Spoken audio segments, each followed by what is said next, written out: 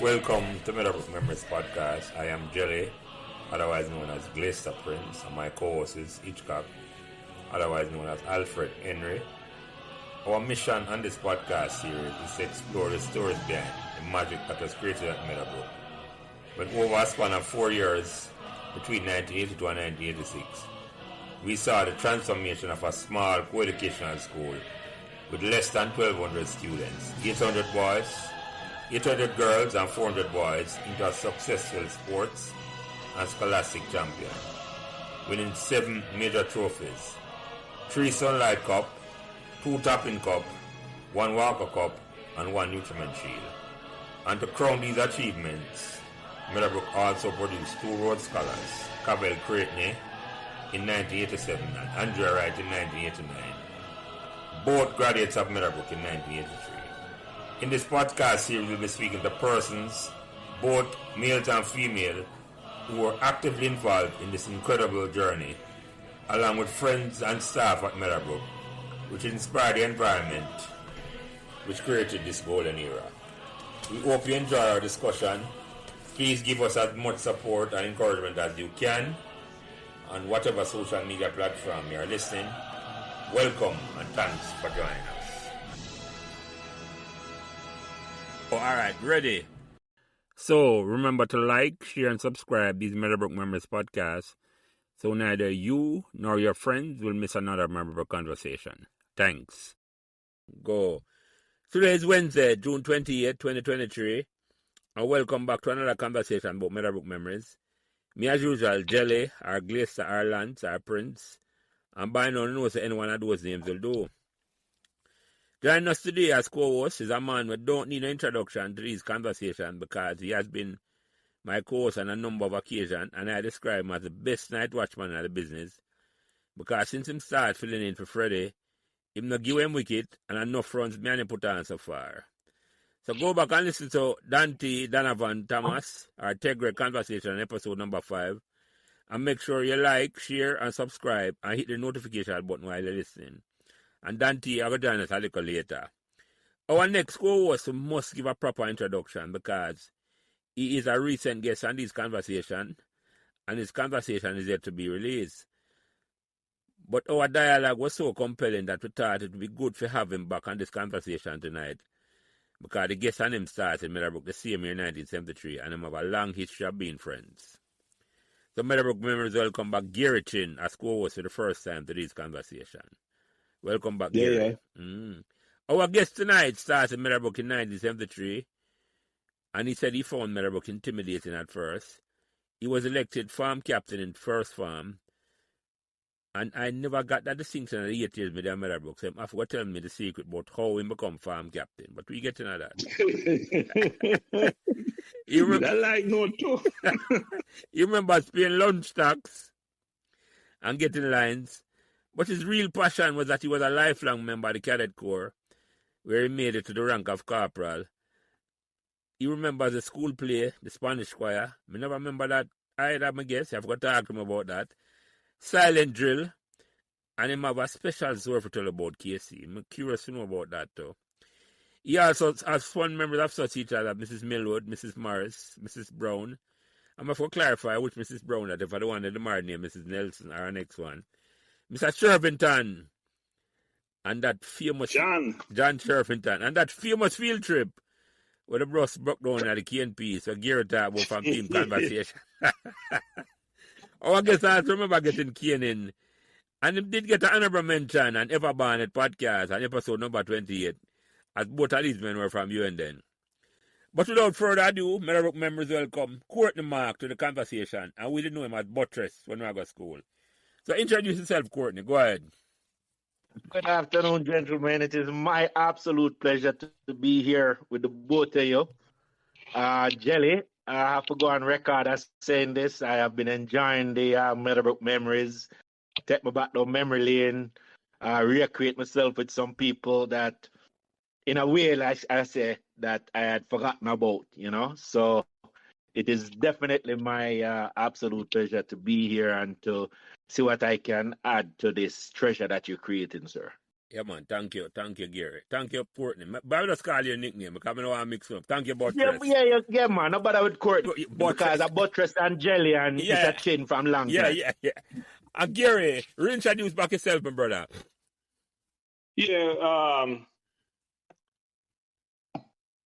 Chino, Mr. Chin, and that was before Yellow Man the theme song. You know, 1973, graduate 78, graduate 6 term, 1980, teach 80 to 81 at Meadowbrook, you know, and that's pretty much it. All the in between that was on a podcast before. Yeah, man. I don't have to wait for that come out, Gary. That'll come out. Yeah. Yeah. Yeah. I have to clean up that one and send it out. So, yeah. Yeah, I must say, when Lance did my show with my brother Martin Brown, him edit finger. Tired. I come off that show and I said, boy, Lance really have something in front of him because he's going to be editing till tomorrow morning. Yeah, man. I don't want to sit back yet, but I plan to do that, Gary. I will edit it and send it to you. Now you can't tell me if anything has even come out or nothing. But yeah, I will clean it up. Yeah. Because some of them have to do that, you know. Some of them, because the day after I talk to Bye-Bye, I mean, I don't have to touch edit buttons for Bye-Bye at all. So, but That's all like classic Bye-Bye. yeah, You know? exactly. But anyway, Buttress, but I know you know if you see I listen to them conversation, the first question I ask everybody who come on them conversation, yeah. Did you choose Meadowbrook or Meadowbrook chose you? Meadowbrook chose me, and I have to tell you how.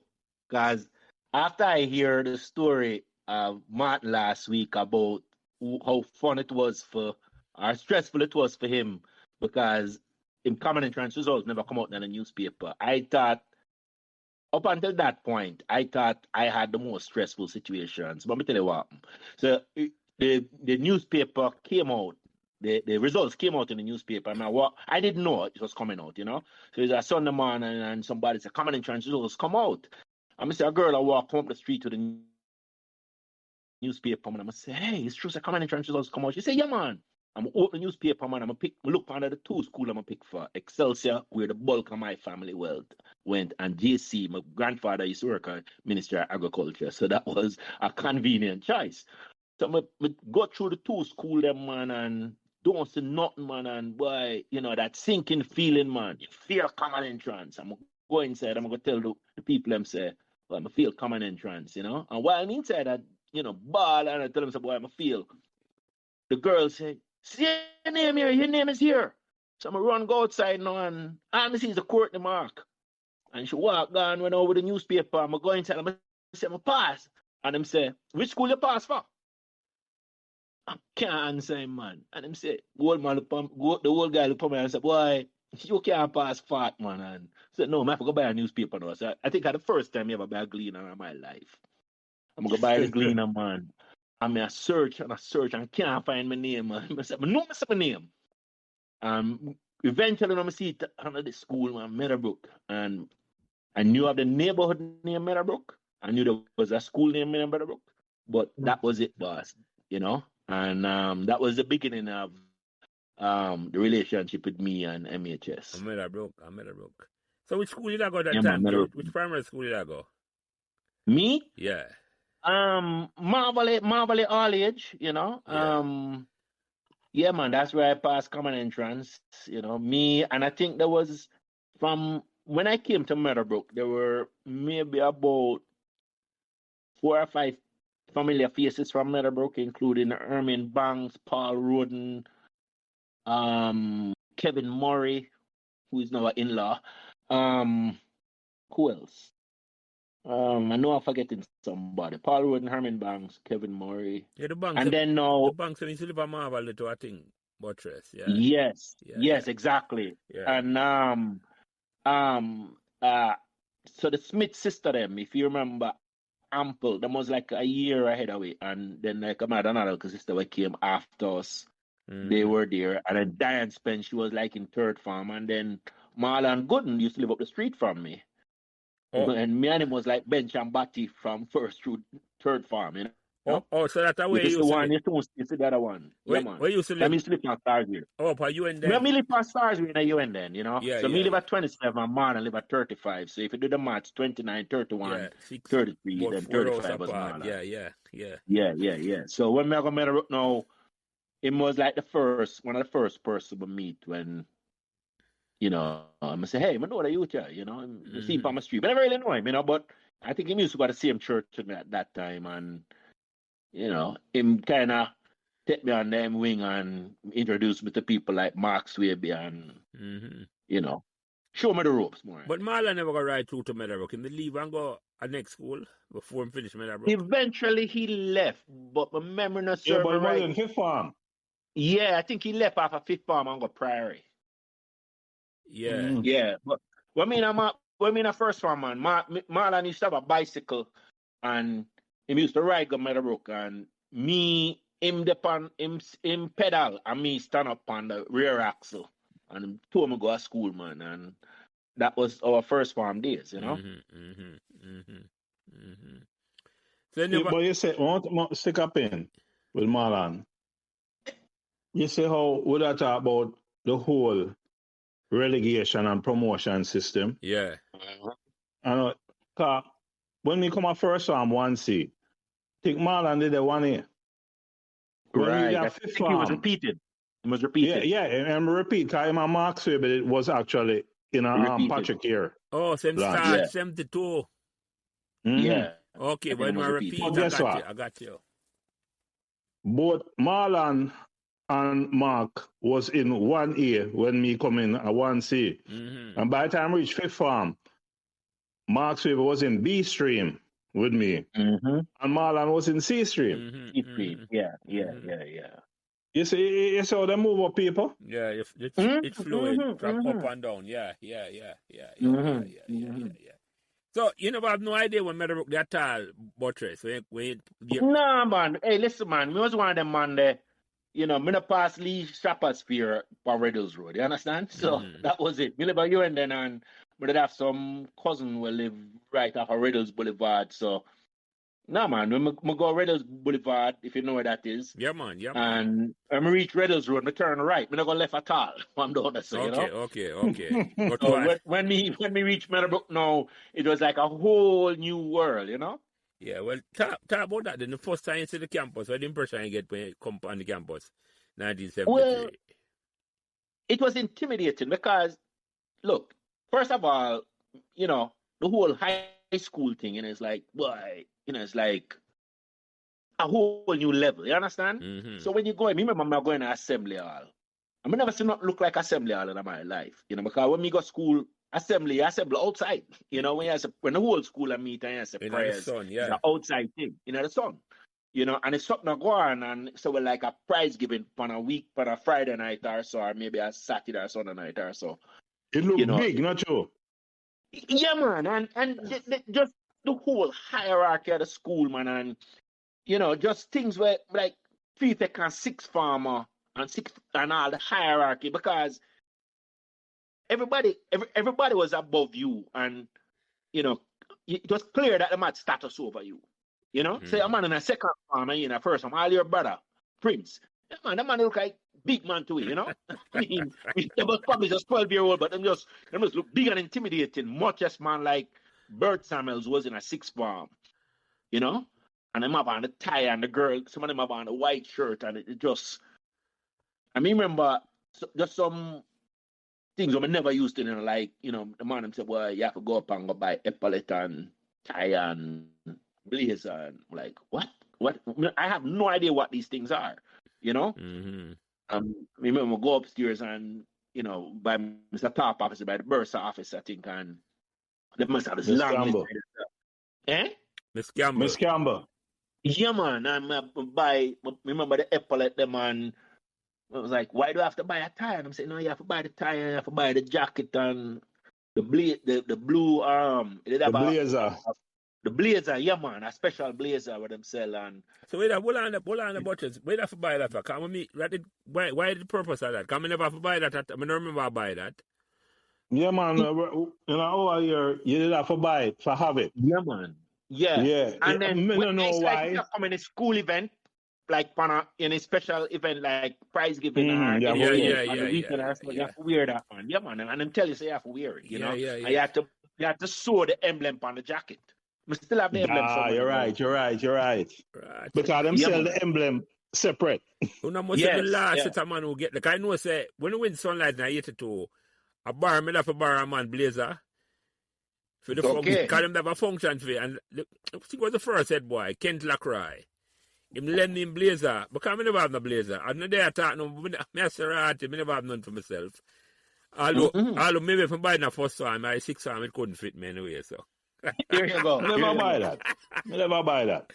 Yeah, I think you get a choice, you know, but you know, my people and them just, you know. I follow the rules. They need to get that. Yeah, man. Yeah. And then you see, what never helped me is that me go up in our house, you know, boss. Yeah, some brain in the house, you know. And me I come behind them on the big shoes, you know. Because once I got 6 A level, 5 O level, and he was 15 years old, and he used to study under the lamp, and you did there watch TV 24/7. You know that routine. So you were the youngest one, Buttress? Yeah, man, I'm the last one come through, boss. Okay. Only child still in the but my grand people them raised 6. I got you. Yeah. So I'm the last one to come through, man, and you know, here's the boy, them outside a study and a street lamp, and you did have TV, and you just a fart up the place and not do nothing, you know? Private lesson, I know you can't do nothing. So I them big shoes them that come behind. Yeah, and a whole heap of pressure. Man. Yeah, I hear you. Yeah, man. Yeah, man. So you talk about intimidation thing now. So, you know, when you walk in and just the way you tap on the man and talk to you. I never have nobody talk to me. Mr. Young man, come here. And, you know, him look on him nose pan and him draw on him glasses and Mr. Chin. Come here. You know, or worse, a man like Archibald Hilton. Yo, come here. You know? Yeah. And just the way them call you the boss. Yeah. Your belly bottom drop out, man. You're frightened, you know? Yeah. So all of that, it kind of intimidating, and it sound negative, but a lot of it was the you know what I mean? We never seen a school with no 3-story building and the auditorium and the piano and the field, you know? Remember the top field now, never see bottom field yet. So this is just a top field, and it's green. It used to have a little green grass, and right around the goal post, it kind of wear out, if you remember. Yeah, man. Yeah. So after that was just, you know, I was in awe. You remember the willow tree there? I can't forget that. I come on Meadowbrook. Yeah, in the front of the school. Yes, I'm a kind of fence over there. It was a fence over there. It's like you could just walk over the fence and come in out of school. Yeah. That fence there. Remember, Lance said the cricket pitch. Which part of the building them now? That was the cricket pitch in 73, 74. Yeah. Right, remember new buildings weren't there yet. Right, it was top field. Yeah. A cricket, yes. I just thought about that gear. I remember that. That before the building him start go up, yes. Exactly. Yeah. Where the building is now, that was a cricket pitch. Yeah. Right. And we just have PE up there. Yeah.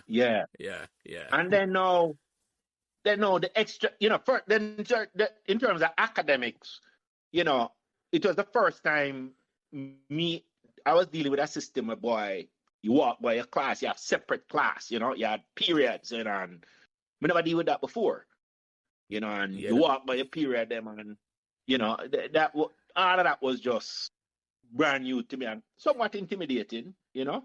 Yeah, that was new to me too, Buttress, because man. Where I come from a primary school, you didn't have the one class the whole day. Come here, so now you have exactly. one. Same teacher. Yeah. I moved from class. So that you clearly realize, boy, different game in and now. Yeah. So what some of the man remember when you just come up on the campus, Buttress? Oh Jesus! How much time you have? You can't remember the whole first farm. And you know what? 1B. You know 1B. Yeah, man, 1B. So you had man like Nigel Ferguson, the Brainiac, Richard Phillips, who else? Eugene Malcolm, Tasman Gray, Wayne Gray, Steady. I think Steady was repeating too. You're a said man. Yeah, he did. Yeah, Steady. I think Steady was repeating. Yeah, I think so too. I think so, yeah. Donovan Samuda. Yes, I remember. Yes, yeah. Onel Coombs. Mark Chung. I think one of the Seixas wasn't in 1B. Was he? I don't remember. Anthony. I think No, I'm starting at A. Yeah, I think it was in A. That Anthony. The older one. Yeah. Yeah. Tony Seixas. Yeah. Alan did in my class. Yeah. Who else in a 1B? Stevenson Samuels. Yeah, a bunch of man from Right. between St. Richards and Swallowfield. You know? Yeah. Lonely Liebert. That's kind of that in terms of the man them know. And you'd have the Brainiac girl them know from Janice Beecher, Sharon Wang, Winston Watson, Rona Reed, Lana Lindo.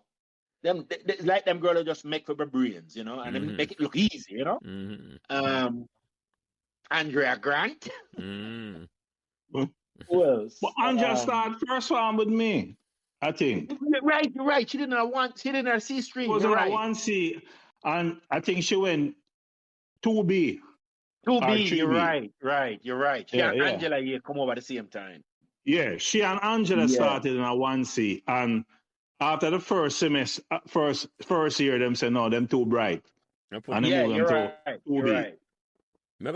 I ask this one farm. I used to play netball. Peaches, which farm she did now? Peaches was going to say. Yes, yeah. You mean the one where our father was a pirate? No, gear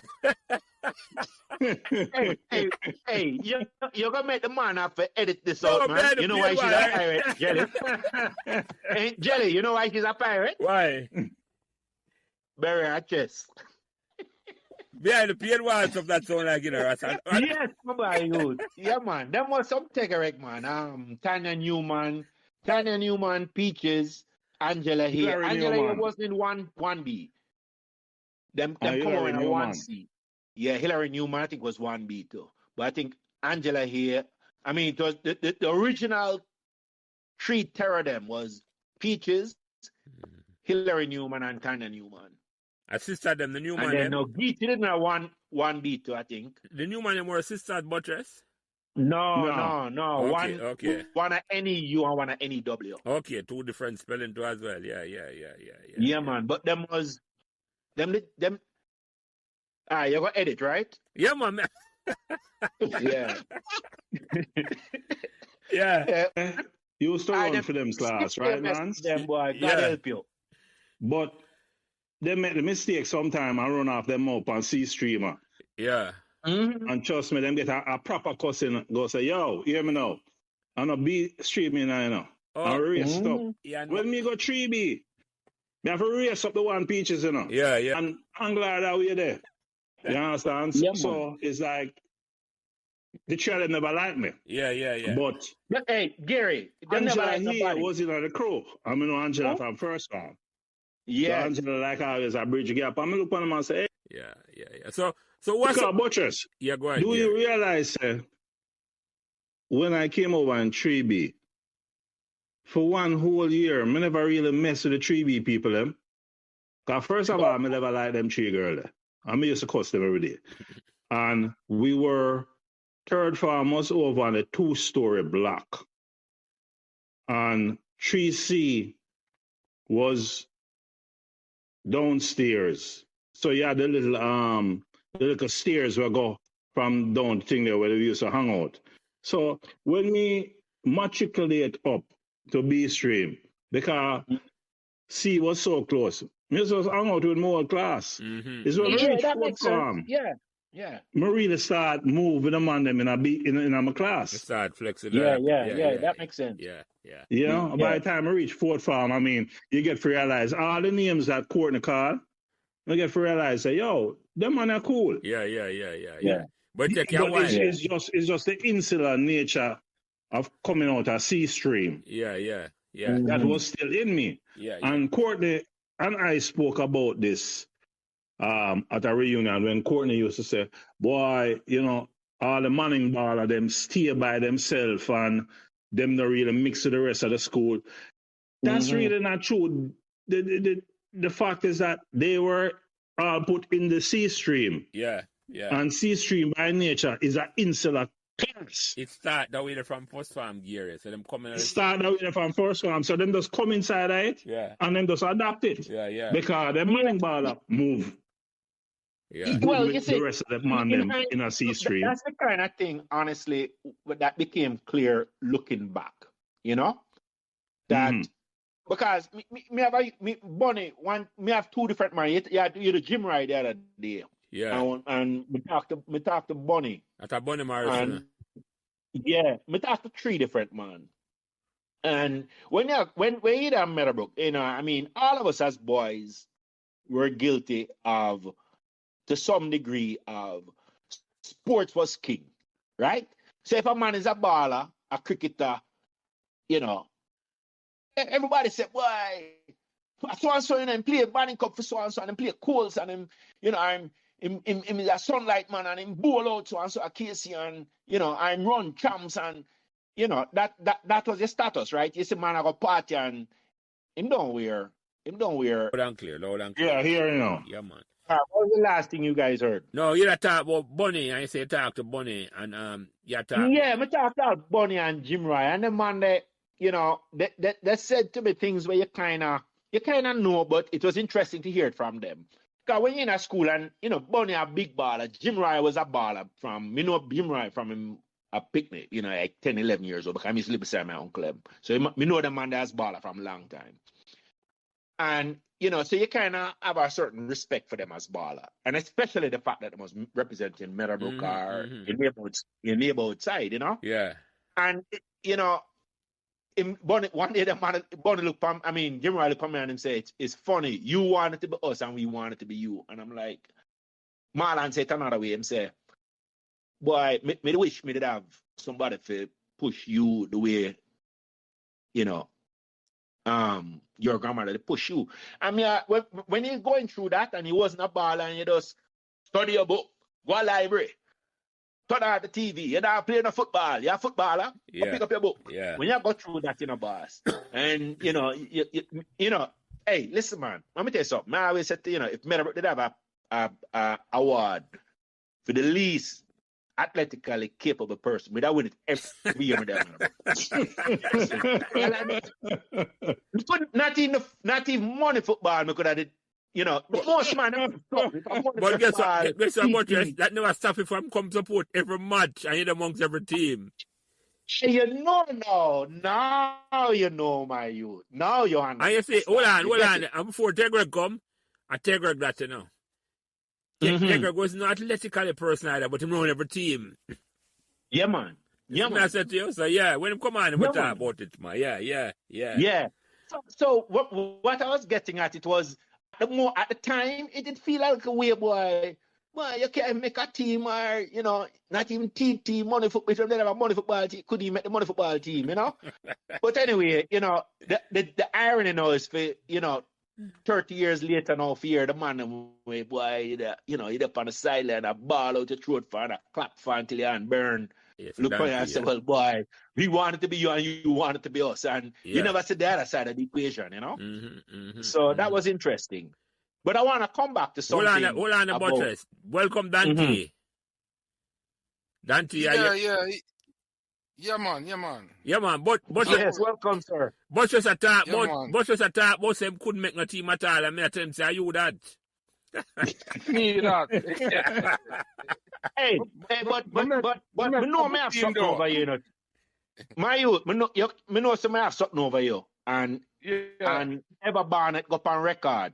So even though me couldn't make no side, not in my church, not in my school, not in my neighborhood, we just decide, say, you know what? Not in my class. Yeah, man. No, not even the class side, you're right, Gary. I when the man play scrimmage over red carpet. You couldn't get that game. I sit up on the sideline until I'm tired. I remember when I played for 4B, you know. We used to say, yo, want to Buttress? Give Buttress a run now? No. No. Yes, sir. Remember doing daily? Yeah, man. Yeah. What kind of question that, man? Yeah, man. Remember, I'm getting an argument. I say, yo, you have other man for play, you know. You must have ball shark still. No, you know? No, Gary, you was the exception to the rule, my youth. Because back then, all them wanted to win, you know. Yeah, Gary Exactly. want everybody for play. Yeah. Man. So Dante, you think you have something over you? No, but you know, you want this, you know. team, man. Yeah, that's what I say. Me play cold. No, that's what I say. When you come for the cold and... No, right. Man, That's what I say. You better than him. in my league, my youth. That's what I say. He would have to get the award for the least athletic person who ever come and Meadowbrook around the football team. Them, not him. That. Yeah. Well, okay. Wait. The difference. I think there was possibly. Me can name off someone, right? Who probably them did less athletic than me. But the difference is them man never wanted to be athletic. Them couldn't care less. Right. The thing is, me didn't love it, man. You want to play Buttress. Exactly. No, man, it's a big difference, man. No. Me remember now. I like Buttress, I tell. Buttress make a team. You remember you play for the Cadet unit? No, you're right. You're right. Well, you remember we must go play a match. What football match, Gary? St. Catherine. Yeah, man. Cadet have a football team, man. And Buttress made Go Catherine. play a match. I remember we not the changing room. You're right. I forget about that. And I look at you inside there. And I say, yo, we must have a reputation because them that were like So I'm not going to dispute it. But I do remember it was either St. Catherine or St. Diego. Would go. I'm going to play for the Cadet unit team. Yeah, man. You're for the Cadet right. team. Yes, but what about Buttress? Let me ask you something. I'm going to ask you from what come on now. Where you get the nickname from, Buttress? Okay. All right. Okay. So, you know how things run in Jamaica, right? Yeah.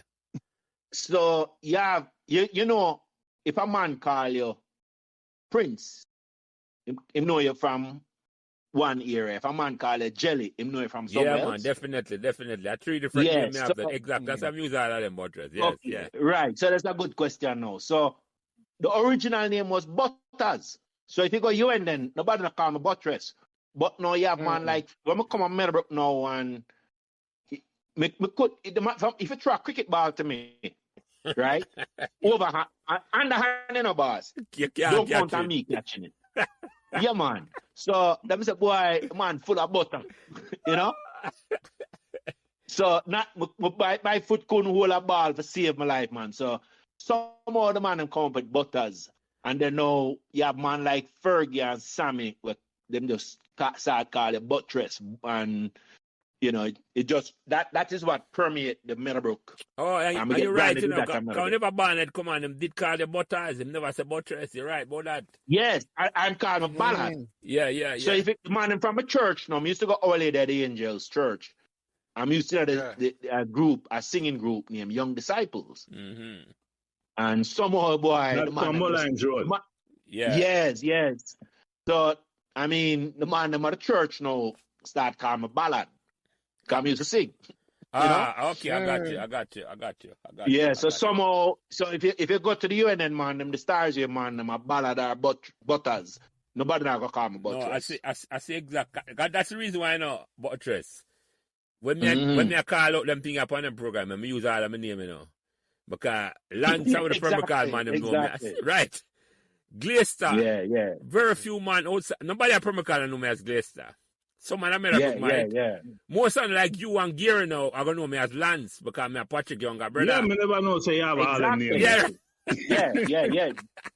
But like Jelly still, you know, I think there's a certain resonance with Jelly. No, man, Jelly me embrace that because when it happened now, we used to run now. When they run, and through my belly that is so big, my belly that is a jump up and down like a gel. So I said them No, there's one way to get that. That's the little you remember. Yeah, man. Remember he's a serious cricket man now, and yeah. You know, when you run with the ball to come bowl, yeah, man. The belly just a bounce. Belly a gel here, man, exactly. I'm not thinking a gel coke on him, I'm have to say no. My belly usually gel up and down. Still gel when me run if I try to run them days. That's But Jelly, yeah. you don't run fast. You run fast enough for your belly move up and down. Yeah, we are, yeah. We're going to find out your Dante. Remember what I race for finish with P, bro. I come down next month. You know? Yeah. That's how we finish. Yeah, we'll finish. I'll know. You have to finish up that race because we start a race 1982 and the man said that no finish it at all. No, The longest race that. Yeah. With the two slowest man them we If ever. I run a Meadowbrook, yeah. Me and P. Brown. So. No. Well, Be so sure that type is mine. You don't feel that too? Yeah, man, I'm feeling that, man. Yo, I'm sorry, say now that Jamaica next month, right? Because we have to give him, a position in that race to Dante, yeah. Yeah, he would have Yeah, but the knees them now full of arthritis, so. I know, I just say that in a Buttress right in them, could I eat him food in a Dante, right? About that in a Buttress. Yeah, man. Even from back then.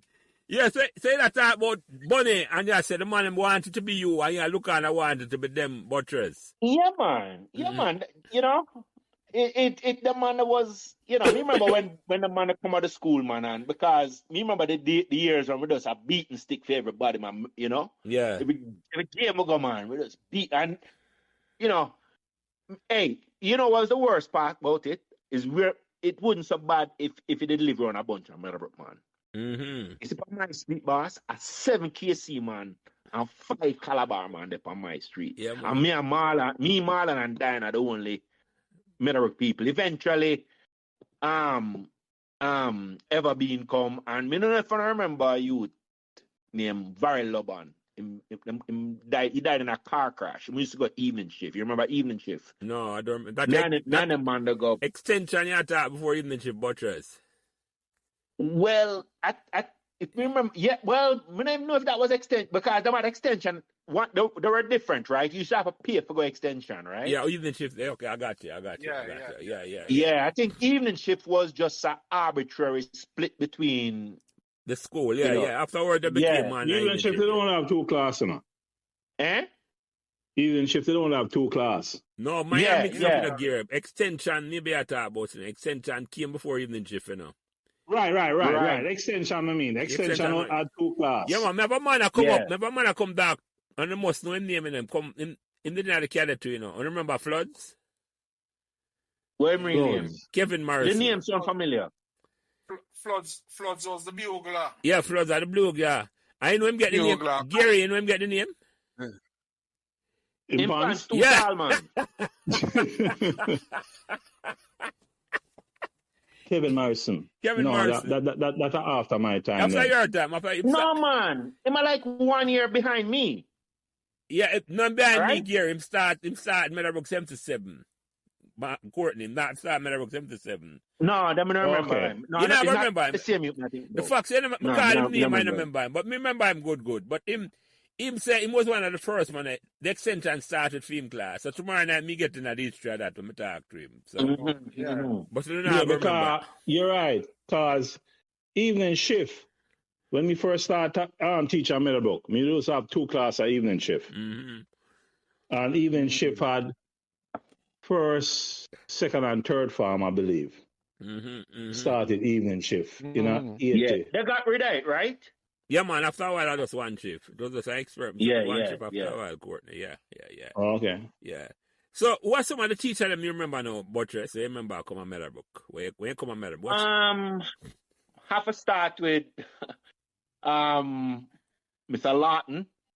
The maths teacher. Mr. Lawton was first part. You remember what I don't even know if he's still there when you come. Mr. Lawton used to teach in English in our first form. A different, I never knew him at all, Buttress. A different Mr. Lawton, I think, but yeah, I didn't know that. Yeah. No, man, it was an expat. A white man, I teach. Englishman.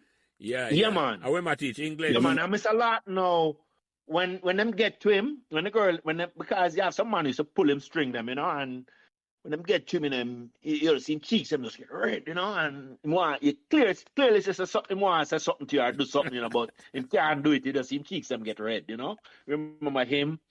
No, me not got tag the people, but I'm simply going to say that some people are fond memories, some people are not as fond. Yeah. Having said that, my have to say Miss Millwood. You know, Miss Millwood to me was the first maths teacher where engaged me and convinced me say me can learn maths. Did I end up do maths in a college? Yeah, she was a nice lady, Buttress. Yeah, man, and she became our guidance counselor. Yeah, she was my farm teacher in a 1B when we just come Meadowbrook too, and she taught me maths. Yeah, man. Same memory of her. It was like a mother figure at school to me, man. Yeah, man, absolutely. We could have done with a few more, Miss. You know, I get angry now, you know. Because all them teachers me call. Yeah, you know, I experienced them. None of them ever teach C-stream. Yeah. Really? Yeah. Didn't know that. Yeah. So that different. We never get one white teaching a C-stream. Not even Sherrington? That a fifth form when in a B stream. Really? So Sherrington, yeah, man. John Sherrington, all I will remember John Sherrington. So Sherrington did from first farm, Gary. Second farm. Sherrington come like in a fourth farm. Okay. Fifth farm. Okay. No, man. But all them teachers were not just call. Not one of them. You get experience from them at all, no. Sherrington, then me remember a lady named Miss Johnson. Yes, she got to teach history. History, yeah. And if you remember one time she made a comment that I remember, and I kind of said it's a kind of comment that when she said it at the time, and given where we were, it didn't sting and ring the way it does now. One time, the woman that teach history, and she said, slavery should come back. It would do someone no good. You know? No, when you hear it at that time, something about it never ring right. No, but then when you look back on it now, I know, it's like, yeah. What about... And then, you remember what she looked like? You look back on that and you say, really? That's how you thought you should engage us while you were teaching us European history. Mm-hmm. But anyway. Hold on, let me say something about that, and this not as bad as your one. Me have the art, and me can't draw none at all, I remember an art teacher named Miss Bowes. Oh, God. Yeah, man, she replaced Miss Packer. You remember Gary? Miss Packer. Me never know Miss Packer. Miss Packer never teach Miss Bowes. Our father was commissioner of police. For real? Yeah, man. Yes. Forget to him first. Hey, to me, I'm the sexiest teacher ever come on Meadowbrook. Yeah, you remember her good and gear, yes. Yeah. I remember how she walk. I remember how she smell. Yeah, man. In her afro. Remember her smile. Yeah, man. Yeah. Remember who was our compatriot, Miss Packer. Miss Packer was an old white lady. She older than the Bible. Yeah. It's a big contrast like that gear. Yeah. Yeah, man. When we come to first but you had some other profound teachers. Well, let me tell you about Miss Bowes that she said to me. So me draw something one day, in a first farm. And she said to me, Mr. Prince, that looks good from afar, but it's far from good.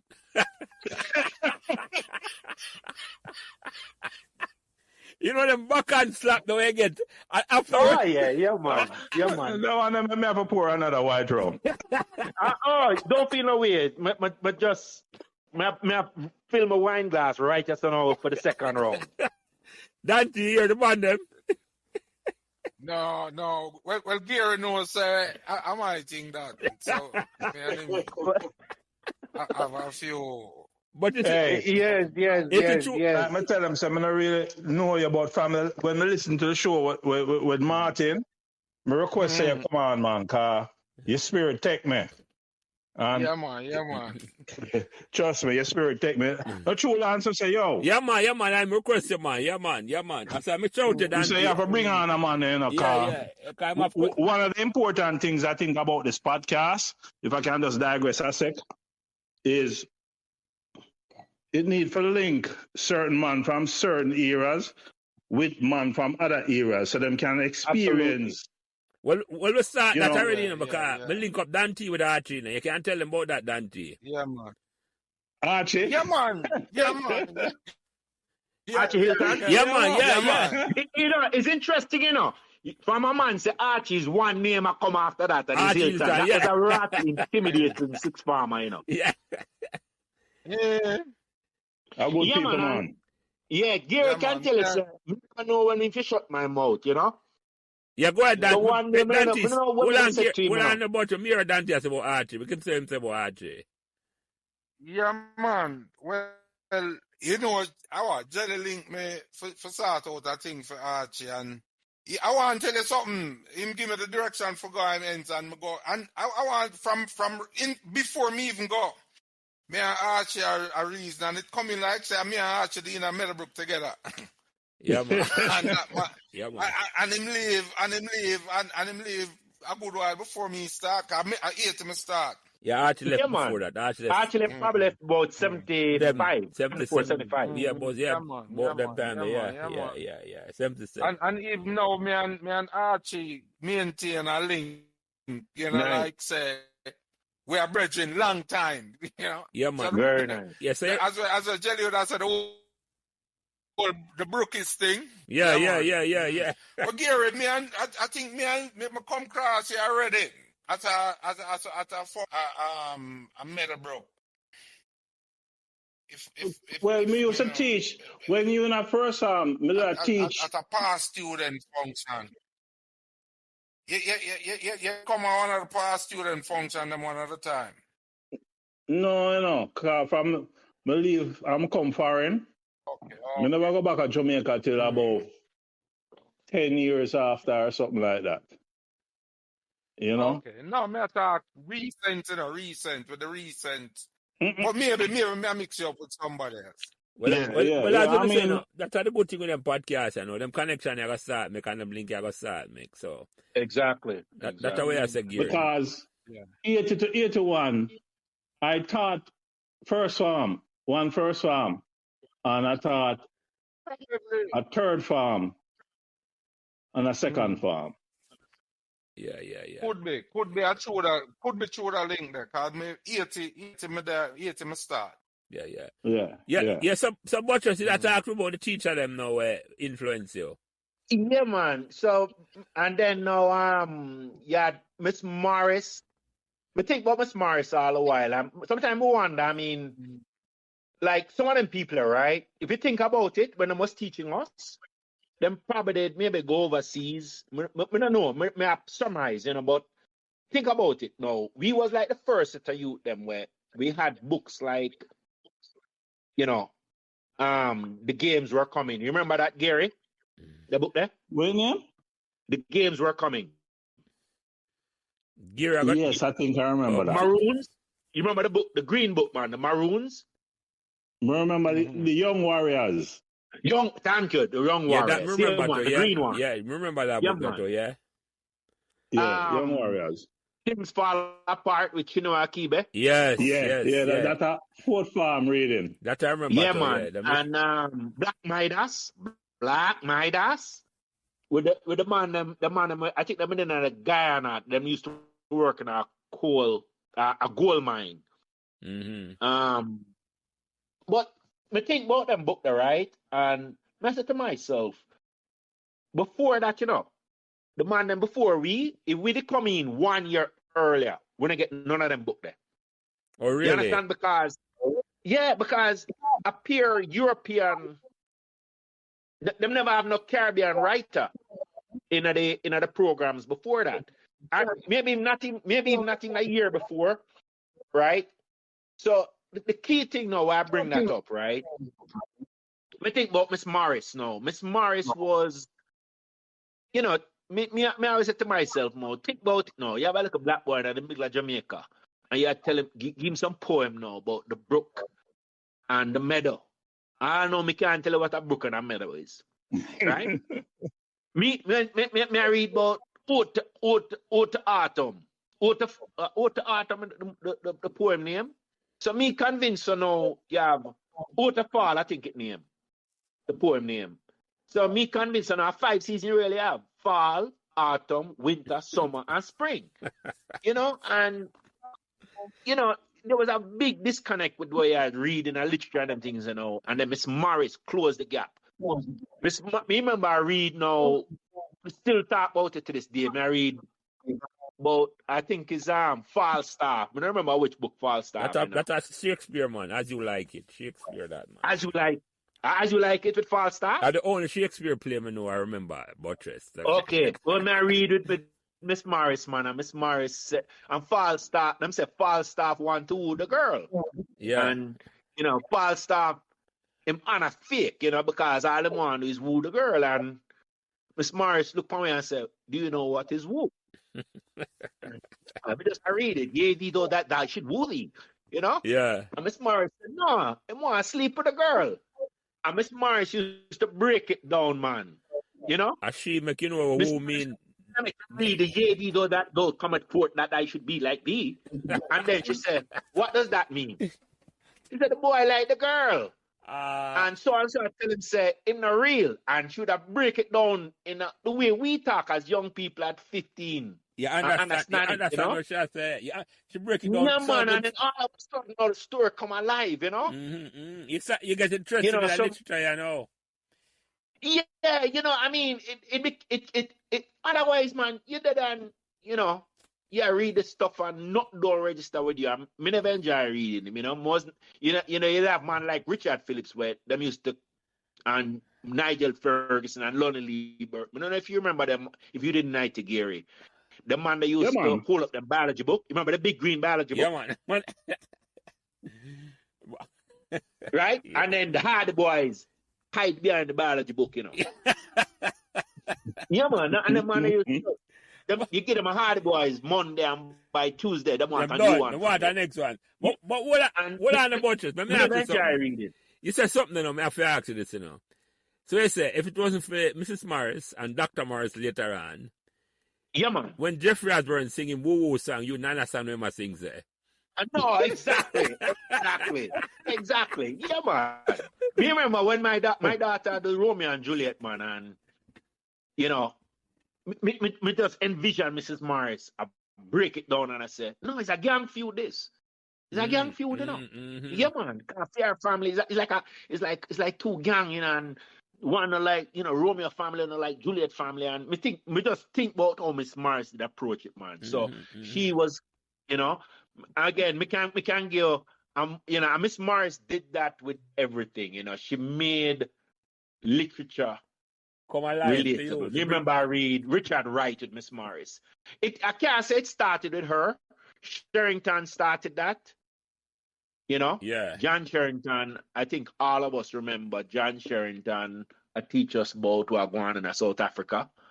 Yeah. And I think he showed us the movie about the children that were killed. The Sharpeville Massacre. The Sharpeville Massacre. And we were shocked because we never know about it, Yeah.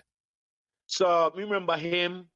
May I save the best for last still, we can't forget the dog them, and I'm gonna drop him nose. Mr. Top. Yeah.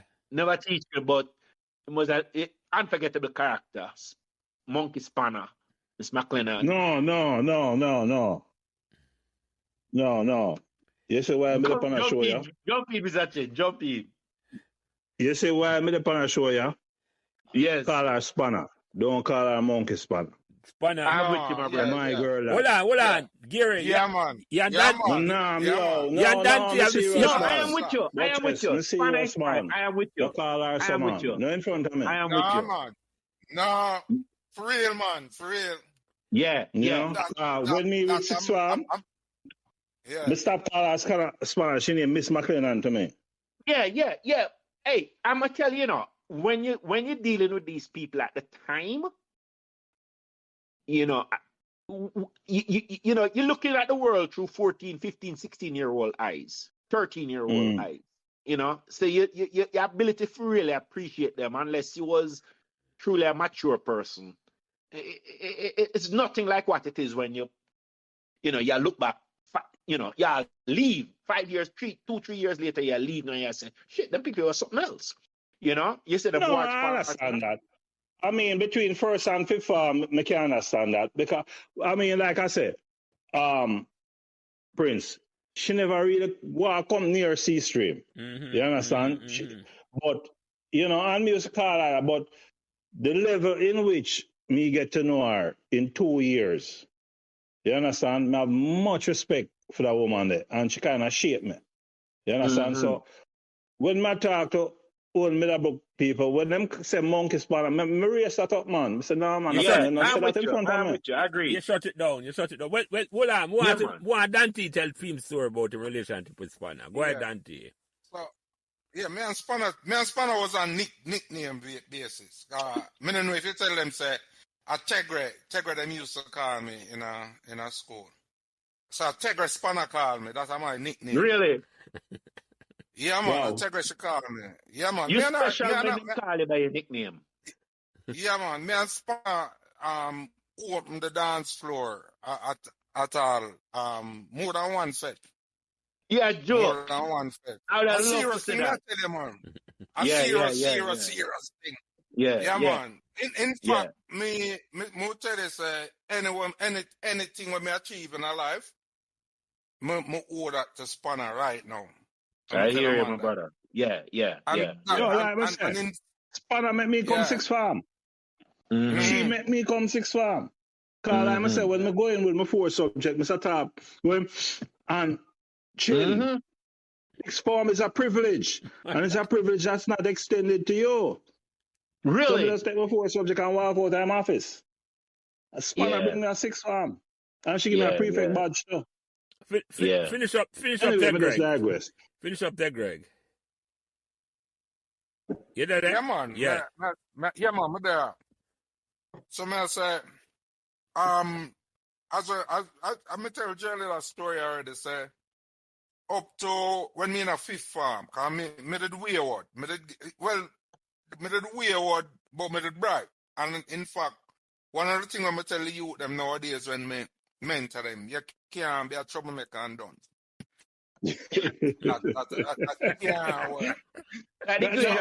Together. Yeah, and I want to tell you, 2 weeks before me for take CXC them time there. Spanner learns say, cause I trouble me getting on, I go Spanner office and she learns say, me nah, go take no. Well, she asked me say, oh, you're getting a trouble and you have exam in 2 weeks time. I'm gonna say, me nah take the exam, cause me and my mother think that. And Spanner say, what you talk about you not take the exam? You have to take exam. And Spanner give me a letter. Not my mother wouldn't come in. I'm one of my big sister. I have some sisters who are much older than me. Come in and Spanner give me a letter. I go down a thing there and I saw I could only get in at that time. I could only get in for take 4 subjects. I'm get in and after I take them, I'm pass them.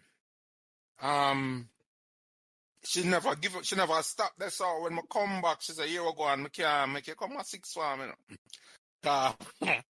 Based on my reputation in the school, she said that I look bad, and she give me a letter for go through art, go do some on-the-job training, and so my career start. I end up go IBM, I do aptitude test, and I go IBM, mash it up, and from there, so wicked. From that's how my career start. Straight out of high school. So that's a technology man then? Yeah. Eh?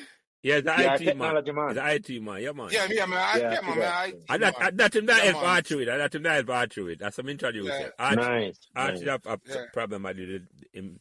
Yeah, but yeah. So I saw my career start, and from strength to strength. That's why I can't stop give back to Metbrook too as well. Great. But, yeah, man. But before I continue, Buttress, let me get a little joke with Spanner. And I don't know if you remember Miss Nevins. She's a teacher. The name, you remember the Nevins? Yeah. Shut up, brother. Yeah, shut up, brother. Director, right? Yeah, Dean. Yes, her brother, her cousin. Dean, yeah. And she come on that program, man. She said, Spanner, they embrace her name in a Gary. Because she said, Spanner, I said to her, I know they call me Spanner, because I tighten up things around here.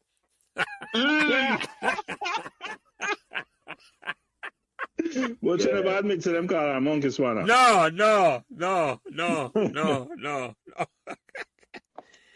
No, but all right, I'm going to pinch in something right here. You see, when we do the OZ work at Meadowbrook, Yeah. right? On a Monday morning, we either drop off money to Miss Campbell, or sometimes I go straight into Miss McLennan office. Yeah. And she would say, close the door. And 3, 4, about 6 farmers used to just sit down in our office and shoot the breeze with her. And I know that 99% of the students never see that side of her. Yeah. And it was a strictly social talk. What you guys did this weekend, which party you go? So, Miss McLennan, what you do? You understand? Yeah. Oh, that relationship. Close doors. I wouldn't have known that, Gary, trust me. But you're right. Them there are some special memory. I would not talk about this. I wouldn't have known that at all. But listen, here now. That mindset is something I think that generation of teachers, it's something them kind of embrace. Because this is my memory, right? To me, it feel like first through third farm, but it just name young man. Everybody name young man, right? Young man, come here. That chin, Mr. Top. Young man, you know the name. And all of a sudden, you reach fourth farm, and you're, Mr. Chin, come here. Mr. Mark, come to my office. And you say to yourself, you look back now, you say, hold on. Them all of them know our name. But it was like you never earned the right to have a name until you have to earn the right for them call you by your name. Yeah, man. Yeah, that is true. And that aspect of, a kind of gradual climbing up them a transition. It's like a transition period. Yeah, man, you transition because one of the most interesting moments for me now was when me come back. After me leave Jamaica, I come back. My grandmother died. I leave 79 and my grandmother died 80. I'm come home. I'm gonna come up from Meadowbrook, and I think certain man. I think remember I see a handful of man that's still in a 6 farm and thing. Remember I seen Fergie, and stop by Mr. Top. We go Mr. Top. Mr. Top, Mr. Mark, how are you? Have a seat. Mr. G, I'm going to Mr. Goodnyard one Saturday. I think me and Dwayne go Mr. Goodnyard and Mr. Goodnyard. You and the man. Eh? Was that you and the man? No, Mr. G. No, man. Mr. G live off Sunrise, I think. Havendale? Yeah, man. One of them road there between Red Hills and Moorlands. Okay. I was stop up Mr. G yard, man. Mr. G broke out the red stripe and then after that now cut it. Mr. G broke out the white road. And it felt like, hold on. A year ago, boy, you was just a student in them class. I know you're just just man to man. You understand? That was a good feeling, Yeah. But I want to come back to Miss Millwood, because it's important that how a teacher can turn on the light. Remember, because as I said, we had, to me, the quintessential student back in the day was that person who could have sit down with the book, read the book, sit down in a class, read the book, and go and go study, do the homework, and then get an A. And if you can't do that, dog name is up. And Miss Millwood convinced me there was another way. Miss Millwood sent me home one day, boss, and she said, this was the assignment. I want to cut out triangles. And all the triangles must have an angle that is 30 degrees, 60 degrees, and 90 degrees. That's it. And then when you cut them out, I wanted to do these ratios. And she did the ratios, And she told us how she wanted us to do. Like, if you cut out 10 triangles, tell me the ratio of the hypotenuse and the opposite and the hypotenuse. And we'll come back. And you know where this is going, right? We'll come back and it's like, shit, all of them are the same. No matter the size of the triangle, it's the same ratio. For the 30-degree angle. And the light went on. And you realize, shit, we can learn maths. And then the baton passed from Miss Millwood to Mr. G now. Mr. G, to me, was the ultimate boys teacher because Me have to preface it by saying this. When we in a third farm, Mr. G start teach maths and physics. Me convinced of this. If you remember this, he used to walk into the class, he not carry the book. Yeah, man, I'm not carrying the book. No. Long stick of but this is one of the few teachers that used to wear socks and slippers. Yeah. Yes, right. You're right. You remember the Jesus slippers. And he just walk in and then just turn and he might just walk in and just, it's like him catch you off guard and just turn to page 38. And I'm like, what I said, 2 paragraphs down. Read what it says. And he just, and they said, now, what is that? And him just start, do the problem from the board. And he was amazed. Him just know it from the top of my head. It was like, you know?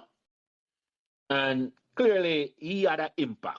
You know, in like Miss Millwood passed the maths button to him, and to me, I always look at it and I say, math was the first thing to figure out how to study. You know, because we just have to practice the problem, pay attention, learn the rules. I'm gonna practice the problem now, and then now you'd have man like Liebert and Fergie, and you'd have a kind of culture around maths and physics to start build up. You know, Bright about them. Yeah, man. Yeah, Them walk them big physics book and math book, yeah. Yeah, man. You remember the book, the purplish bluish book? Yeah, cover? man. Now we have to, yeah, what? Yeah, man. And the brown maths book, them? Yeah. Yeah. No, what's interesting, you know, I have some uncle who graduate like 1950. Yeah. I'm the use for them book. The brown book. Anyway, you know, so math was the first thing we learn how to study, and it makes sense. And I feel like, hold on, we can do schoolwork, you know, beyond common entrance. Yeah, you know? yeah. And you know, you start get the culture around it now. You start getting other than money football and play cricket on red carpet. We start take pride in doing maths and physics, and so another teacher. Yeah, Miss Brown. Miss Brown, that. Miss Brown. Yeah, man. Miss Brown teach chemistry now. So, you know. I remember she had Miss Brown. Yeah, man. What turned me on now? You remember the flame test? The what?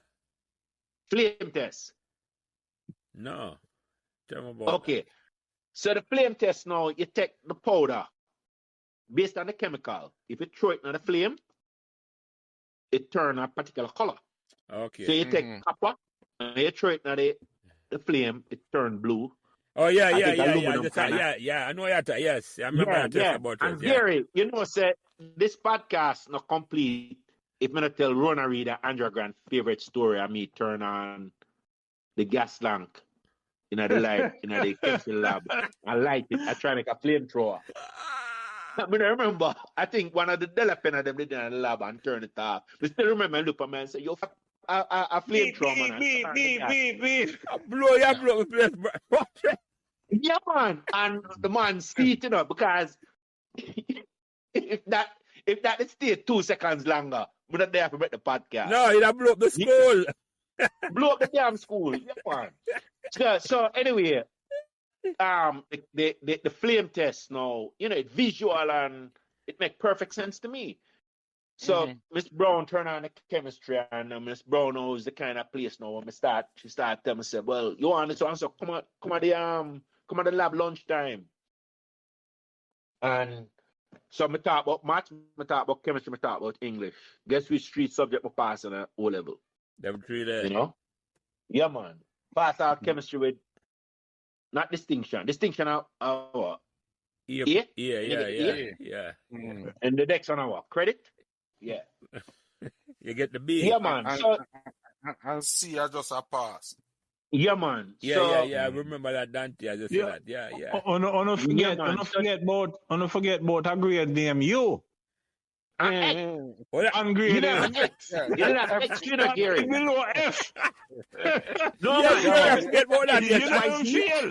They're not grade the paper. Exactly. Yeah, man. You are ungraded. So those were the teachers that made the impacts. That I can remember. I'm going to get ungraded in London still. That's all I know. Yeah, I remember that at the time when I said, Gary, you get the UIS. I want it ungraded. Yes, I want this. I'm going to look it up. Look it up and say, ungraded. My virgin said, yo, G, them not even grade your paper. Them not even look for your paper at all. You couldn't even get an F-road, boy. But anyway, I want Courtney to tell you a story. They told me a story. Because I don't tell it on my podcast. But through it happened in a B stream. Yeah. And you know, Buttress said, come on. Yeah. I said, boy, I want him tell the story. Which one not know? Remember Miss Bartlett and the Chinese sweetie seed? Oh, Jesus. No, man, I can't forget. You know, one of my branding moments at that Meadowbrook, man. So, Miss Bartlett was... Talk the talk. Yeah, man. Miss Bartlett was one of maybe 2 Indian expats. She actually wasn't Indian. She was from Sri Lanka. And then he did have the physics teacher. I remember her name. A nice lady. She was a good physics teacher. Anyway, Miss Bartlett started to win a 3rd form, man. And Miss Bartlett talk like this. Courtney Mark, you don't sit there and talk. You know? Yeah, that good Indian. Yeah, yeah. Yeah, Tigray. You're in IT, so you know, so they had a rock, right? Yeah, man. She's a small body, you know, and she said, you don't sit there and talk. And most of the English, if I do one class, you now get a D now. You get at least a C at English. And we used to with 65 and with 55 and all of a sudden Miss Bartlett come on at 41 and we can't pass English. You and everybody else. Eh? You and everybody else in that class. Yeah, man. And all people would normally not get in no trouble, man, like, you know, O'Neill Coombs and Margaret Chinquay are getting in trouble and some full trouble, you know? So anyway, me did have fair accent down to a T. So we in a 3rd form, man, and you remember a youth named George, two brother, George Ralph. George Ralph and Michael. Yeah, Shirley Ralph brother, you know. Eh? Shirley Ralph brothers, you know. Yeah, man, Shirley Ralph. Yeah. George and Michael. Yeah, man, remember them. Yeah. We talk to George. So we in a 3rd form. Again. Yeah. We used to call her Omida Buddha. You remember that, Gary? No, that's how the teacher call that. Omida Buddha. So before we get to the Chinese sweetest story, Omida Buddha give you an assignment for write an essay about what you did over the summer. You know what I'm going to write, Gary? Mm-hmm. Yeah, man. So, if a man, you know, some man come in, I went to the country and I stayed in, and the house didn't have any light, and them tell that story. Well, a certain unnamed character decides, say, well, boy, I'm going to tell exactly what happened to him. And my man, right, she said, well, you get up and you read your story. So him go around the class and him said to him ask her, you know, you sure you want me to read it? And she said, read it, you read your story.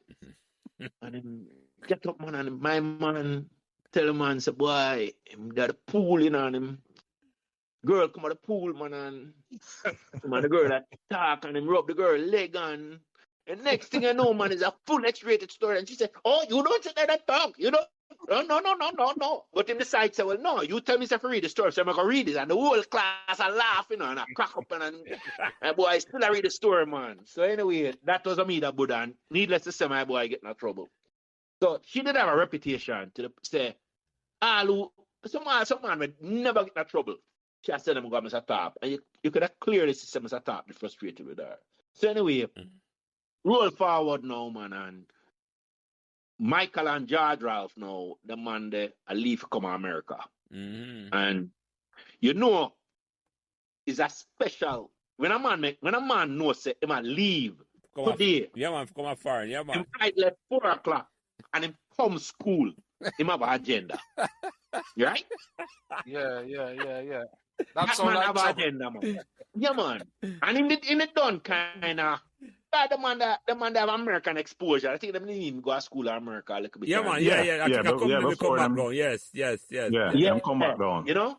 So this the kind of fear what we did have, respect what we did have, our lack for challenge. Our different what we have for teacher. The man didn't have it at all. No. Yeah, man. Different outlook, you know? So him clearly come now and say, yeah, man, me, I gonna make you pay. So in this a tormentor the whole class, you know, boss. I can't remember everything we do. But I remember, man, you remember Chinese sweetie, man, and it have when you're done, suck it and Which you one? get to the point. So one man, or the sweet one? The sweet one, man. Yeah. No, Eh? man, I saw. They have sweet one. Yeah, man. Yeah, man. Them have one. Hey, my Sweet youth. one named Chimpy Moy. Eh? The Hey. sweet one named Chimpy Moy. I defer to you, Mr. Chin. Yeah. You won't question that at all. Buttress, I'll leave that to you. No. Anyway, at the end of the day, man, they have the Chinese sweetie, man, and they must suck the sweetie, man, and she turn her back, and she, you don't, I'm going to do this, right on the board. And she turn her back. And when they turn her back, man, they have the Chinese sweetie, man, and them fling one of them, and it's like a gunshot went to the door. She said, who did that? Who did that? Everybody, world class quiet, man, and, you know, start right again, man. And my boy, like, must have about a case of Chinese sweetie, my man, having a man. Turn her back again, you lit the door. And she said, who did that? So, but the third one, I do it again, man. Oh, so when I do it now, every time I do it, you know, I hold up the desk. So the last time I do it now, him hold up the desk, I'm you hold up the desk. And when she do it, man, she turned on and she said, when she said, who did that? I was like, who did that? So my desk hold up. And the next thing she gonna say, you don't mimic. You know? Don't mimic me. No, me not the panic. She just, you don't mimic. So the two of we dropped the desk. And she just looked at me and said, she just pointed to me and said, Courtney Mark, you go to Mr. Top. So I got the top Peter, man. I'm like, shit, he might fling the sweetest seed, but me get thrown out of the class. So I go up at top office, man, and the little lady, but keep forgetting her name, man. Little light-skinned lady, half China looking lady. Mrs. Smith. Yeah, man. Was his secretary. So come up, man, and top wasn't there. And you know, I come in and I have to wait outside, man, and she said, just sit down, he's not here. So but I Then know you see me come in after that with Bartlett. Guess when you leave, my boy fling a seed and it liquor. I know about that part. So yeah, man, it liquor. And it dropped right beside her. Mm-hmm. And she decided for her safety that she wouldn't stay in the class. So she looked at me and she said, no, you tell me that. No, yeah. Pick up the seed and come with me. So me pick up the seed and we're going to top office because she want to show top the evidence a student liquor with a Chinese sweetie seed. Yeah. Mm-hmm. And so, now when me and her go inside of the office, Miss Smith look at me and she see me with the seed. And Sparkle that kick off. They hit me with the seed. And me have the seed. Miss Smith look at me and say, you sit down and wait for Mr. Top. I say, no, me. It wasn't me. You just have the evidence. You just carry the evidence. So, well, I'm going to jump in because I think you must go in after me. So, we still remember, you know, when you did that wait for Top and you just like, okay, I want to get cane in. You just have mullet through your head, you know? And you brace for water come, you know? So anyway, it's like him come up the stairs and him, you know, the Jamaica hot sun in the middle of the day and it's like him in the jacket and him hot and tired and just don't want to deal with nothing, you know? And him give that look and Mr. Mark, why are you here? I'm going to say, so him ready for kind of take me on as a student, you know? Yeah. Why are you here? So as Mr. Bartlett, you know, him shoulder just drop. It's like, shit. Again? yeah, exactly. You know, clearly I'm exasperated now and I'm coming and I think she I remember if she'd come upstairs or not and tell him what, you know, and yeah. so she that's what she did. Story. Yeah, I think she'd come upstairs and she'd tell him what, you know, and I mean, the seed, you know? Eh? I mean, the seed. She met me carry the seed. So me, I try the case one at a time because me one insider now. So him tell us if I leave, you know? And me dead in my office now and him lean back and take off jacket now and him lean back and him draw the cane, you know? And him, you know, him big belly and him kind of bend the cane over him chest, you know? And you know, them had I don't know if you remember, but the key in them did have grade. You'd have some of them just thick and some of them just small and thin. And draw one of the big one, and then I'm say, oh shit. So, and what do you have to say for yourself, Mr. Mark? I said, well, so I look at him, I said, well, Mr. Top, she did say that the desk was open, right? And I'm listening to him, I said, nothing. So I said, Mr. Tharp, if she claimed that the desk was open and I was hiding behind the desk, how did she know that I was the one that mimicked her? And then Tharp clearly, it's like, oh shit, why have an argument? And him stop bend the cane and kind of bend the cane over his belly, and then just stop bend the cane and just put it in the case behind him and then come out and just Superman say, I don't want to see you in this office again. And drop him nose. But that moment, man, it was a moment where Top decided, say, you know what? We'll get this you the benefit of the doubt. This woman drive me crazy. And walk out. I guess you must have the deal. Your case must have come up next year, but it'll walk after that. Yeah, well, no, him did ready. If I assume, say, it's me that throw the seed at her. And then she have explained to him, said, no, me just carry the seed as evidence. Oh, she. And him look at me like, shit, you get away. I'm ready for you. Because it's nothing new. Yeah. I mean, Lance hear me experience. He said, me never liked Top. Yeah. If they just want a reason, for exactly. I'm just smile at him. Yeah. But what I want to mention about this whole incident was the aftermath, because Top come back to the classroom and want to know who they throw the seed. And here's how B stream. Here's how B stream different from C stream. Yeah. CM3 girl, they want to give up Ralph. Really? Never remember that part. Man. And I said, no, you can't do that. No, we have to stick together. But that whole stick together business is a C stream thing.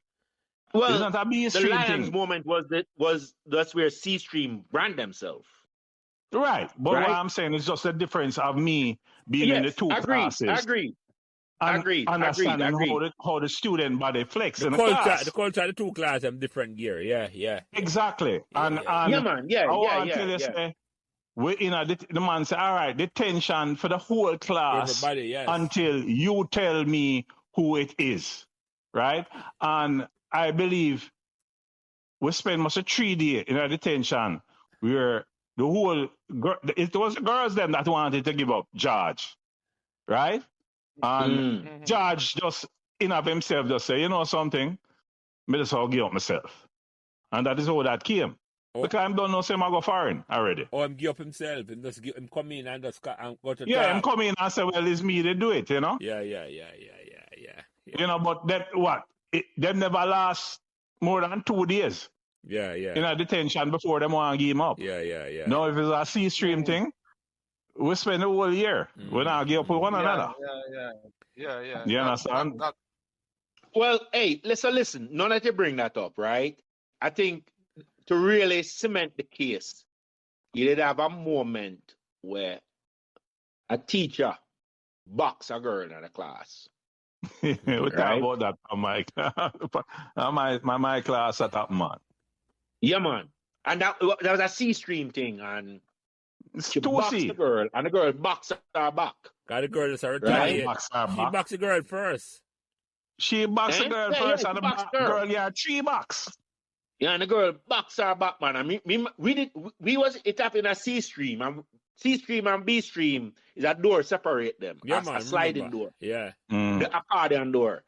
And here's the boy, the girl boxed the teacher. And everybody tell her what happened, everybody tell her what happened when a B stream now what happened. And there was an immediate consensus say, no, that's not right. Yeah, well, the teacher did wrong. The teacher asked for that. The teacher did wrong. I think they want to expel the girl. Mm-hmm. And I think, we don't remember if all the third farm would walk out, Gary. No, second farm it happened. And I don't remember that. Like Martin said, when it happened, right? Cause 3 box she get, you know. When she box her, she fall up on my desk and me push her. And Eva box her again and she drop on Robert Scott desk. And then Robert push her again. And she get a third box and the girl hold her and then we rush her and say, easy, Eva. Easy. So the girl, the big, remember the girl there. The girl, the big on her? Physically? Nah, man. Yeah, they know her really. Okay. Big woman versus a kid. Yeah. But Lance, let me tell you, say, I'm a girl, but I love her. Oh, Eva? Yeah. Yeah. But no, man, but I think the bottom line is that she didn't get expelled. She got transferred to Walmart. But I think there was a standoff, Gary. If I remember correctly, the whole of third, whatever year that was. Second or third one. Yeah. Yeah, man. But I remember the next year. Man said, boy, we're not going to class until. Right. Well, I know for a fact, and Martin testified that the day after, none of the teachers them would come in the class. They refused to teach me. Yeah. The whole day, the next day. We didn't have one teacher. And I think it's in staff room it happened that the teacher them refused to come down and teach it. Yeah. You understand? Yeah. But I think for that moment, if I do remember, we did get some sympathy from B and A Street. Yeah, man. I distinctly remember some kind of was stand up outside and not going in the classroom. This is the first time, Lance, and Tegrick, this is the first time this ever happened at Meadowbrook. Yeah, it would have sound so. You understand? Teacher come in a class and get lick up. I remember a teacher come from B Stream and come in. And when she come at the classroom door and the way we are going, she make a U-turn and leave. And it take at least half hour before a teacher come down to us. And it was our farm teacher that come down to us and say, y'all pack up your books and bag and go home. So the Brandon, and then dismiss us. The Brandon get more up for that, Gary. And the next day, no teacher coming to the class. We never had one class. It wasn't until like the third day. I think that it was a Friday, and then it wasn't until Monday morning the teacher them come in and them come in with a very timid look. That time must be nervous. Oh, they must say, first of all, this is a class that we didn't want in Meadowbrook. And look at, see, this is a testimony why we shouldn't did accept them. But the bottom line is, the teacher was wrong. Yeah, man. Because like I said to you on the last podcast, I posed a question. And I posed a question to Courtney. Do you think that teacher would have did back somebody in a 2B or 2A? It's no. Okay, so here's the thing. No way should they think about doing that. Given, I don't know that was an A versus B versus C issue. I think that was just another moment of a teacher having an abuse. Me know Barnwell. She would have never do that with a A stream or a B stream. I agree with Gary and Buttress. I tell you why. That's a mere fact that the thought cross our mind. It's like she look on the C stream and say, it's like she said, the man are nothing. It's almost exactly. It's almost like she feels them not appearance, them not abucative. Them should him there at all, so she can do it anyway. That's exactly right. She can deal with it any which way she feels. Yeah, man, and get to it. Here's the thing. And teach her that get Here's the thing. Yeah. I think different teachers were guilty of that crime to varying degrees, right? And me don't tell you, sir, Mr. G was, all of us as boys revered Mr. G, especially those of us in the Cadet. I agree with you upon that. No, the girl them couldn't take him at all. The girl them couldn't take him at all. No. The girl them couldn't take him at all. But no, we look back on certain things what Mr. G did. And if I had daughters and Mr. G did to the girl, did to my daughters when did to some of the girl in my Meadowbrook, boy, me and Mr. G would have to talk. You'd have to go talk to him, right? Right. Well, because you distinctly remember. What I said to you is, he that feels it, knows it. Exactly, that's what I'm going now. That's exactly where I'm going now. In a C Street. Yeah, so I'm gonna say it this way. Like I said, I think they all, it's easy to look back with rose-colored lenses on the experience, right? But it's like anything else in life. It had its good and its bad, and I don't want this. I kind of, we need to take this back in a different direction, because at the end of the day, it's just a net positive. And if I leave, I hope, I want to spend more time getting back to the positive. But before I get there, I want to finish up the negative with something that has really stuck with me and has become clearer again in hindsight. Mr. G, all of us as boys, you remember Mr. G, man? Mr. G look on you and say, well, you come up to the board and he say, solve this equation, and you get it wrong. You're a moron! And we as boys, we're going on the back and we laugh it off, and next thing we know, Mr. Chin go up there and him zip, zip, zip, zip, zip, solve it. Very well, my boy. Right? And I water off the duck back. Him look probably and tell you, say, you're a moron. You shouldn't be in this class. No. The girl them know. Me distinctly remember, it was like a performance with him, Him say, him look on a girl, you do something, man, and look on a girl and say, your father is wasting his money. Why are you here? You should be put in a barrel and roll down a hill. And we as boys hear that and we dismiss it. Right? Yeah. But the girls, it had a completely different impact on you're right about that, Buttress. You're definitely right about that. And then here's where the kicker, here's where it really hit you now. You look at some of these girls and you realize, shit, it turned them off on maths and physics, anything we teach. Yeah. Then same girl, doctor this, PhD at that, advanced degree or whatever. And you say, wait, what if they never get turned off on maths and science in a second or third form? It cut deep. Yeah, man. Two questions I want to ask you. Well, first of all, in my days, for some reason, and I don't know if that was the case, boys were much better than the girls in maths and physics, still, in my days. I don't know for what reason. Even the brightest girls, them, we always had boys that were better than them in maths and physics at that time. And it wasn't only Mr. G. I remember a teacher named Mrs. Griffiths, we used to teach for maths. In fact, I had a sister that was a white lady? No, she was a dark lady. Okay. Yeah. So, me had a sister that was in 2 years ahead of me. And when she come to my class, she always asked me why I can't teach my sister maths. The teacher. So, Mrs. Griffith, she really said that to you? Yeah, man. And she used to always call the girl them shallow brains. I don't know, that was their favorite word, shallow brains. So it's a Buttress. Mr. Gooden was the only one who have caught it. And it's it's a female teacher.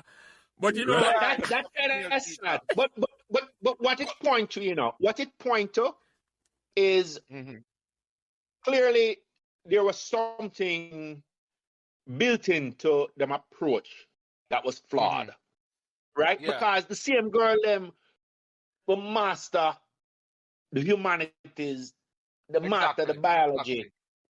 So something was wrong with the approach. It's the same way, like me and Martin said the other day, when he realized, boy, history was just a story, and if he can figure out the story, I'm good. Yeah. How many other people didn't make connections like that and miss out on humanities? But I kind of want to turn this. I don't want this. That was part of the negative of Meadowbrook. At the end of the day, let me say this about that, Buttress. I understand what I say. When I dwell upon it, but and Gary knows, so when you come on them, that's how I name memories, Meadowbrook memories I talk about, and I phone the memories. But like I said this soon, and just listen to what Dante say and what you say. And all I will know a big man. And Dante in the IT business. I am not an IT person. You see, when me take up the phone and call an IT person, you have to have a certain amount of got them talk down to you. Just like how like me I tell Dante, maybe you not do it, Dante. But no, we learn for the do it nowadays. In fact, Yeah. my Hold on. staff them Wait, go out to them to wait. tell them don't do it, which is true. no, Wait, so, hold on. yeah. Hold on. Wait. Jelly, which we know say you work in education, but which side of this which part? Finance, accounting, and them here there? Oh no, me teach me teach in education, Buttress. Me teach at elementary school. And my degrees in history. Me not have nothing to do with science at all. Okay, all right. So you saw me see Mr. Chin talk a while ago. Right? Mhm. The only people were condescend to he's an IT man too. The condescend with IT Mm-hmm. is finance and accounting. Right? Yeah. Because Yeah. you know, them always can't figure out why can't you get me my report yesterday? You know, why sound like me this morning. why can't sound like why me I have this to create morning. a ticket? Yes, why I have to create a ticket? You know, and why it have to take 2 weeks and you have to come back to me and about its requirements, document and it have to get No, approval. the point I'm making about Buttress, and I'm glad Dante bring up Mrs. Griffiths, you know, because but now bad mouth Mr. Gooden. Mr. Gooden is the one we are doing, and Mr. Gooden, just like you said, Buttress, man look on it different than woman, you know, right? But Yes. the point I make though is, you know, you see people maths oriented and IT oriented, them talk a different way to people. You may tell, only them I realize it sometime, you know, they talk a different way. Your brain analytical and linear. Exactly, you know? exactly. Your brain tends to be analytical and linear. It's not spatial like a creative person. I'm never say this again, no, and the female might be upset, but women look one thing different than men. Left brain, right Them learn brain. different. Yeah, women look one thing different than men. You see, we have this good way, we say something and we laugh it off or we joke about it. A girl are going to take it personal. Personal. Okay. Yeah. Most But- girls, but not all, Jelly, never all, yeah. Jelly, okay, me guarantee you, if you have 10 man, come on the podcast. The story where we all, me hear Martin say, me guilty of it. Boy, me hear Martin say, him could have just come, I think Martin did say it, him could have just come on Meadowbrook for like the last year, 4th farm and 5th farm. Yeah, and yeah. everything what I'm supposed to do. Yeah, him do it. yeah. Mm. Me repeat, me loaf off the first 4 years. Me have to repeat. Me get sick in a 4th farm. I wasn't one of the youngest youth in a 4th farm because a lot of man, I mean, a 1st farm, them they pass common entrance at like 12 or, you know, me pass the first time. I'm young, so I wasn't one of the youngest man. Mm. So, me never have the maturity. Me never know if I apply myself or, Yeah. you know, where you just struggle through and, you know, me never know if I study all them things there, right? So all of it, the idea that we waste 3-4 years in a 1st farm, 1st through 4th farm or 3rd farm, and then reach 4th farm and we spin round, is a common theme. Yeah, all the way girls? us upon our talk, you know, that we go through. Everyone away, bar none. But how common is it with the girls? Eh? How common is it with the girls? I don't know, because girls have a different, again, you're right, Buttress. Girl different with that. Girl are going to settle down quicker, yeah. Yeah. And lately, me come up, after I listened to the other day, you know, I said to myself, part of the problem is, I think, we say the other day, we have in teaching, not just in Jamaica, but more so in Jamaica, because we're so beholden to the British system we grew up with. Mm-hmm. You know, if you're not a reader, if you're not the kind of kid who can sit down in a class and read the book and take the notes, you're salt. If you are a hands-on learner, right? Yeah. Right? If you are, I'm a hands-on learner. Me have to talk before me understand, so me understand it. Yeah. Right? Yeah. Me used to drive people nuts, you know, because me always ask questions. If me just sit down and listen, me don't learn no. No, you have But to if I talk, you have to follow up. yeah, man, and the man said to me, Butters, when you come, oh, you know, sir, that's the answer. Oh, you know, so the assumption you make right. Yeah. You have to defend it now. A different thing that, right? Yeah. Mhm. Yo, man used to beat up him 16 in a class, you know. Trust me, man. Used to drive a mad around about me. Say, yo, the man can't keep quiet, man. Buttress. Oh. Exactly. Yeah, man. The class. 3 minutes, 2 minutes for the class, and I called 2 minutes over, and the man said, "Any more questions?" And Courtney Mark put up a man. Ready for ask You question. can hear the gunshot about liquor on the back, man. Yeah, man. Sometimes I want to kidnap him, man, and tape up his Can you want mouth. the class move Yeah, on? man. Hold on. Class done. Dante, You know, Dante, you sound like you have a Martin- question. Go ahead. Yeah. Martin talk about that in a film thing. You know, people learn differently, and people have different issues. Yeah. So Yeah, the man. same thing you are talking about, you know, and you're right. It exists still in Jamaica, you know, where them teach only one way. So for example, you have a man. That's why you have a man. That's why the only thing where them accept as being bright is a man where can listen in a class and memorize things. So the man that is artistic and him can do certain other things. Them don't recognize that because them don't try to adjust any at all to adjust them teaching method And that need for fix. Yeah, I call it the reading bias. Do not think outside of the box. And is that Yes. shame after? I call it the reading bias. That's If you're not a reader, the modern education system said you solve. Yeah. Now, you know, the crazy thing is, you know, the same man them with them discard, you know, is them you look back on certain man and we missed it. Oh, you missed that. You have all a man, you have all some man in Jamaica will build them own bicycle. You remember? Yeah, man. Build them own bicycle. I mean, I talk just a little old bicycle, man. Man, I'll put all gear upon it, then put derailleur upon it, then figure out how the derailleur system work. You know? Yeah, man, I build them money go kart. Carrying all it himself. Man, Yeah. I build them money go kart, Courtney. Yeah. Yeah, man. Nobody not say, hold on. But wait. For him to figure that out, he must have an analytical mind. And I think the when you look back on it, the whole it's just so the whole system set up, you know. So and it was the odd teacher that figure out how to break, you know, how to poke a hole and figure out say Courtney Mark is a hands-on learner. You can't just give him a book to read. That not gonna work. And you have to do something else. And that is why now, for 2 hours now, we're transitioning into it now. We don't take on to the cadet so much, you know, because that is a hands-on thing. That's why me and Dante take on to sports. You hear me I tell you? Me had the cadet too, you know. Yeah, cadet, right. Yeah, forget to do the cadet, right. I'm glad you brought that up. I'm glad you brought that up because me talk about some of the most memorable one them other than China was Viv Martin. Hold on, before I go into that, I have to say this to Gary. Because I have the yearbook I look on, you know, I look on your girl, you know. I never know about remember her good, you know, but I can move on from that. Which girl that? Girl back to the teacher.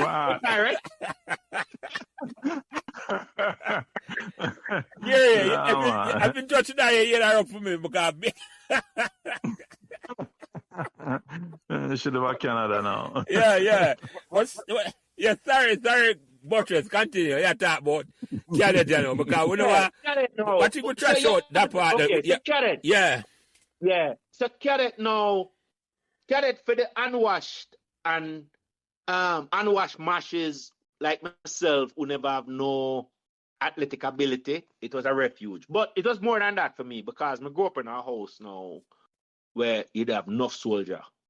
In an American army, man, in a World War II, one when man was still in a JDF, you know, major in the army. And then we did have a cousin. All of my cousin was cadet. So, you know, it was without a doubt, when I go high school, a cadet me go join. Join, man. And cadet was, it allowed me to pick a lane. Right? Because when you're in that age, you know, your formative years, right? That 10 through 15, 16, or I got you at Meadowbrook, right? Yeah, try to figure out who you are as a man, as a boy coming on to man, right? Who the man you want to be. And there was a lot of little lanes for us to pick, a lot of little personalities to try on, right? So back in them days there, you remember they did have some man where them did a lean rasta, right? Yeah, man, I'm gonna have a You know, green them and stop gold eat. belt. I want to. Yeah, man, them stop eat pork and you know, you'd have other man now, like with the bulk of the man when a Cadet now.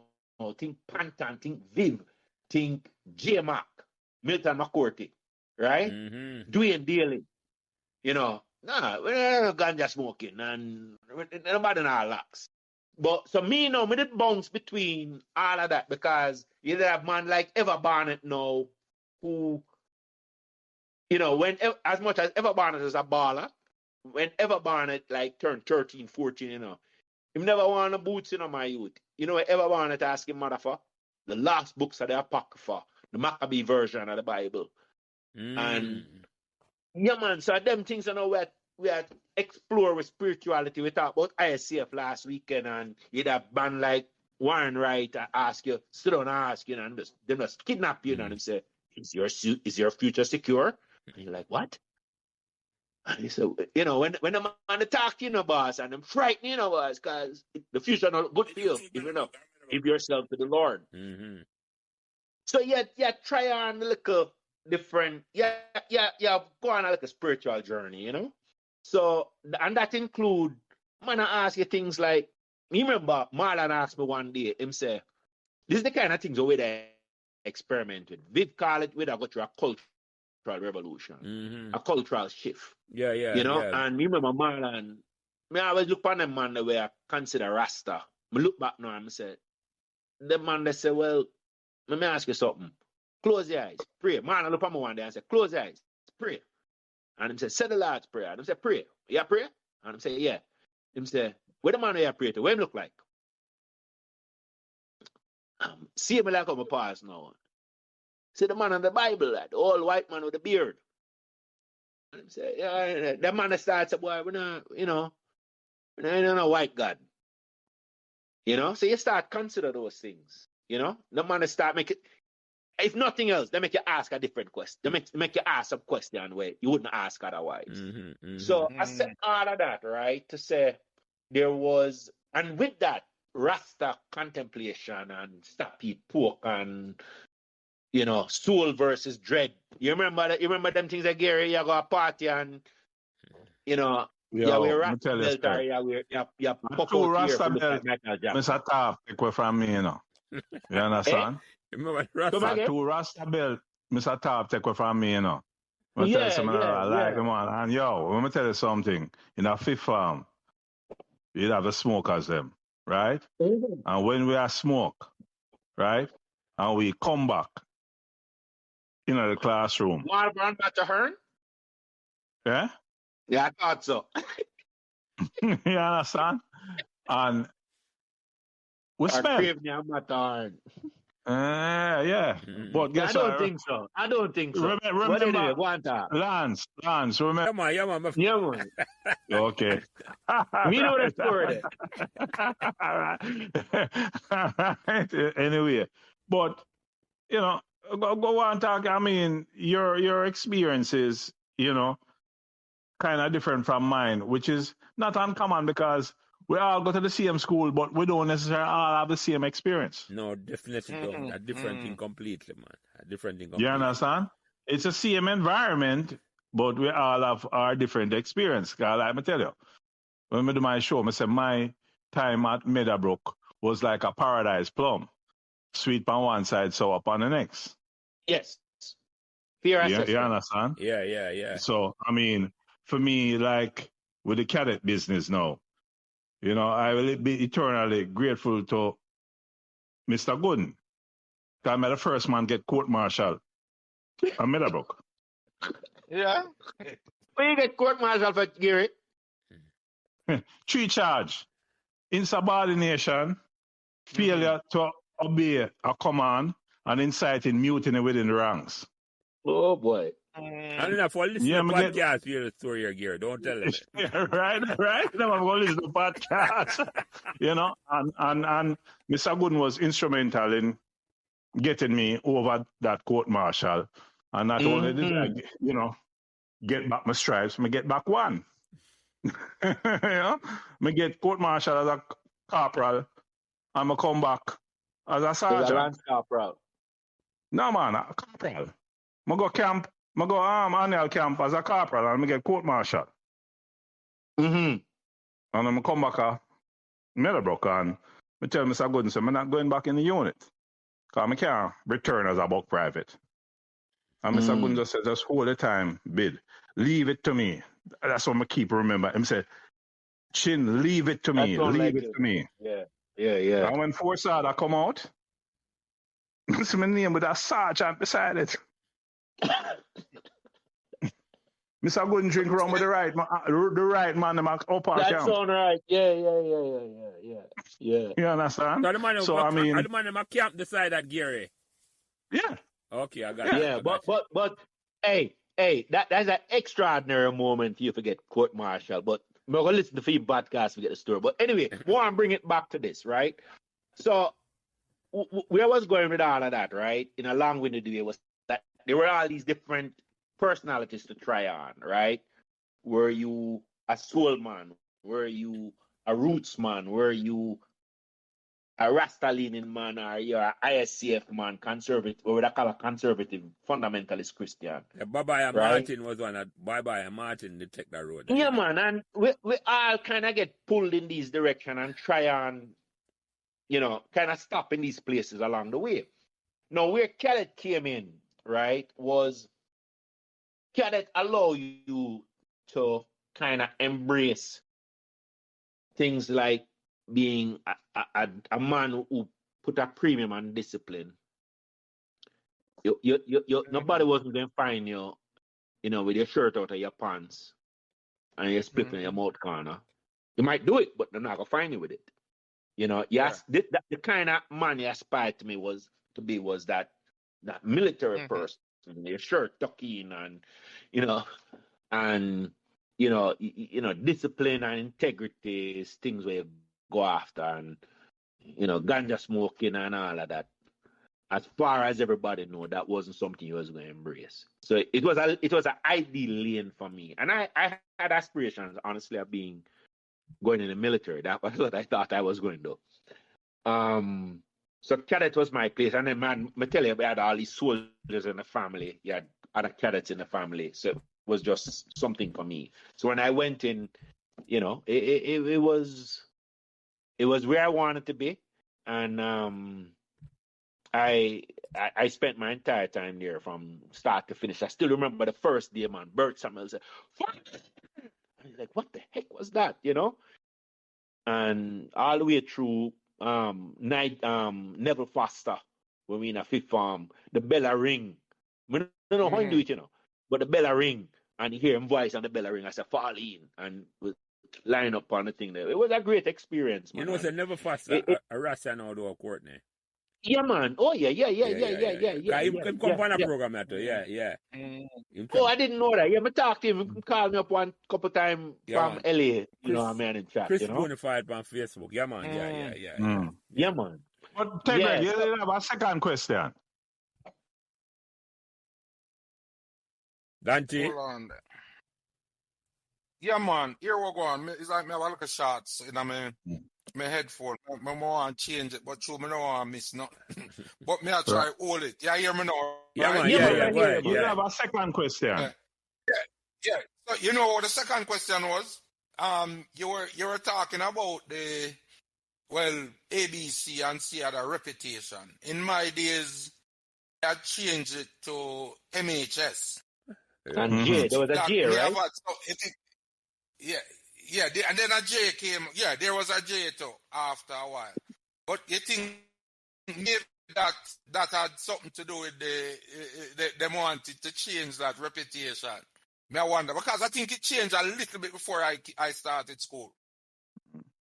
Well, Lance asked me this question on my podcast, and I'm saying, did the class, the C stream, coming after me experience the same thing? And honestly, my answer was, I really don't know, because when you're going through something and the struggle is real, you just kind of focus on yourself.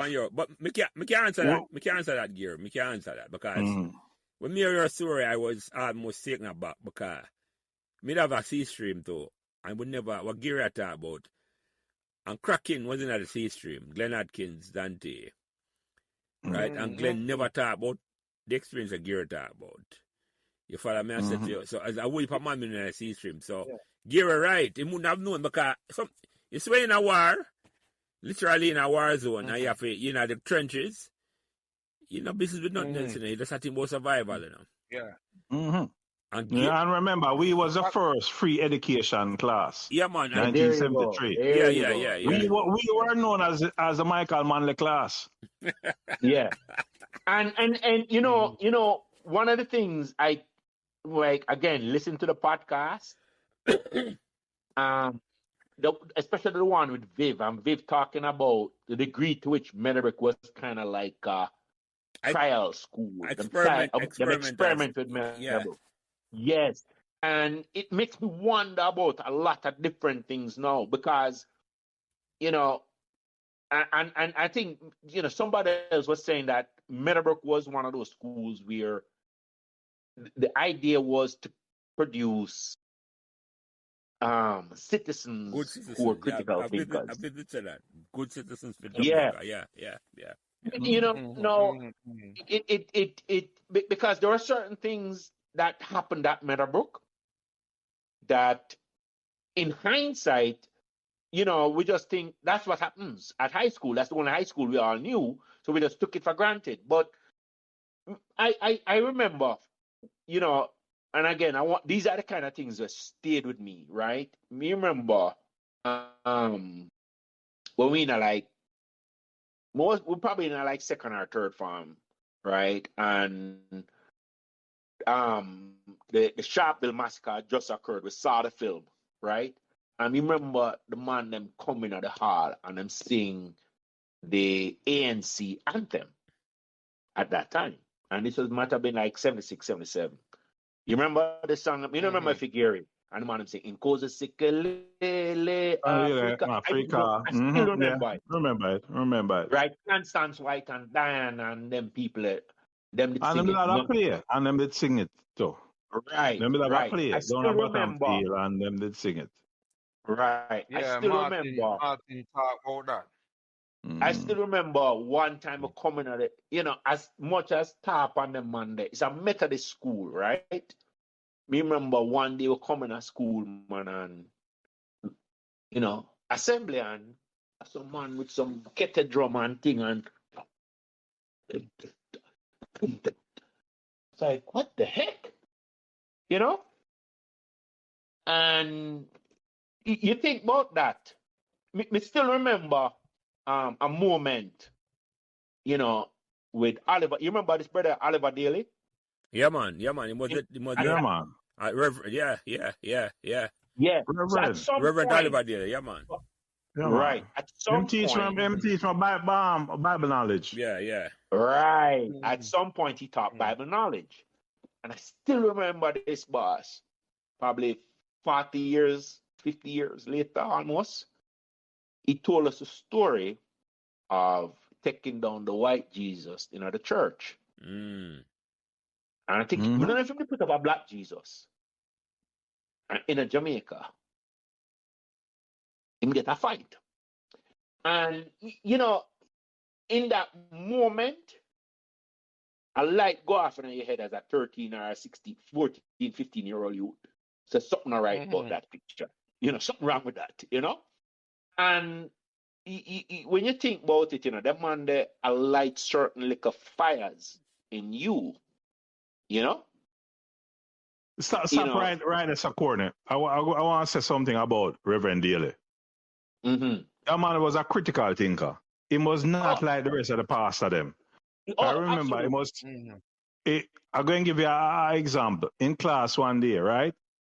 We in a Bible knowledge, and he was talking about faith, and you know, and him stop and him walk to the door, and him close the door, you know, and him come back on him desk and him say, "Listen, not because it is in the Bible, you must not question it.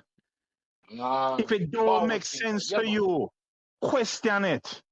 Absolutely. Not because it is in the Bible." And everybody was dumbstruck, and then him walk, and then him open back the door. I know. I don't want nobody. You know, you're right. You don't want nobody here. You might tell the student that. Yeah, I'm not teaching them for things for myself. I'm not teaching them for things. Exactly. Him say you're not there to just read a book. If it don't make sense to you, it don't make sense. Ask a question. And him know. And him say, if you have a preacher who tell you don't want to answer it and just tell you just have faith, then that's not the right teacher for you. Yeah, man. Thinking that. And that that stick time, with me. At that time. I talk about 74, 75. When a preacher, and he was a preacher at Meadowbrook Remember, Church. Gary? You remember, that man that did hug up, manly, It was kind of a manly. A revolutionary. Yeah, man. Yes. Yeah. Imagine a preacher tell you that. Yeah. Yeah, man. That was some post-colonial thinking, Yeah, I mean, and that's why, one of the things I always kind of said to myself is, if you think about it, whatever flaws the teacher them came with, one of the things I don't think we realize is that them man, think about it, them was like the first set of man them where kind of come out of the, post-independence. Yeah, man, them a challenge status quo. Yeah. No doubt. Yes, the mere fact that we had, we read Richard Wright. I don't remember if you remember, we read Richard Wright, right? A Black American author. Remember we read, with the book, the name, Alec Baldwin, right? Rhodes? Rhodes? No, man. Oh, Alec Baldwin. Yeah, different writer. Sorry. Baldwin, anyway. Something about the mountain. Something about the mountain. Yes. And we saw Caribbean and Black authors. Remember, boss? Like my mother tell me, say when she go to school, I'm tell her, say Paul Bogle and William Gordon were rebels. And we come in school and we know them people as heroes. And they were presented, we saw Black people presented at us, Caribbean people presented at us. And one of the positives I always think about is we cannot take that for granted because that's all we knew. But we thank God for them people because we grew up with we never had to put on the mantle of colonialism the way like our parents would have to put it on. Hail the Queen and hail the King, God save the King and all that. I read about Nanny and Buttress, so you must realize we come up in the Rasta movement. And all of that. And the Black Power movement worldwide. Yeah. Yes. Our time was the Rasta movement and the Black Power movement and the, you understand? Those before us were still as my queen. Yeah. God save the Queen. Yeah, exactly. Mm-hmm. And I don't know if it's a year before or like 2 years before, If we'd come in a Metbrook like a year or two before, because I have people, I have in-laws now where they go to Metbrook with like Michael Banbury and them on there. And them tell me, say, when I'm going to Metbrook, the whole lot Latin. I'm like, Jesus Christ. I'm glad I missed that. And it looked like it finished just before we come in. I'm glad them think they have value, but I'm glad say instead of that, them they teach we about, we get to read some book where But reflect Caribbean heritage. We have to understand, that coincide, with the changing of the guard in a sense when the PNP came to power, a different agenda completely now. Yeah, man. Because let me ask you, hey Greg, what books did you read in English literature in your time? We did do Macbeth and Animal Farm. I don't know if we know the Animal Farm. In fact, no. Because but what Caribbean writers? I don't remember. There was a bunch of short stories. I remember that book. Book with the short story with the man who losing banana over the fence. So him that watch it. Yeah. Him same one. That's the one. I don't remember the name of the book and thing, but that was a Caribbean writer. I don't honestly remember all of the literature books them now. But what I can tell you is that when we were doing history with the Caribbean history, a couple of, in first form, a couple of years after we did it, the syllabus changed and the book changed because the book that they were using was telling us about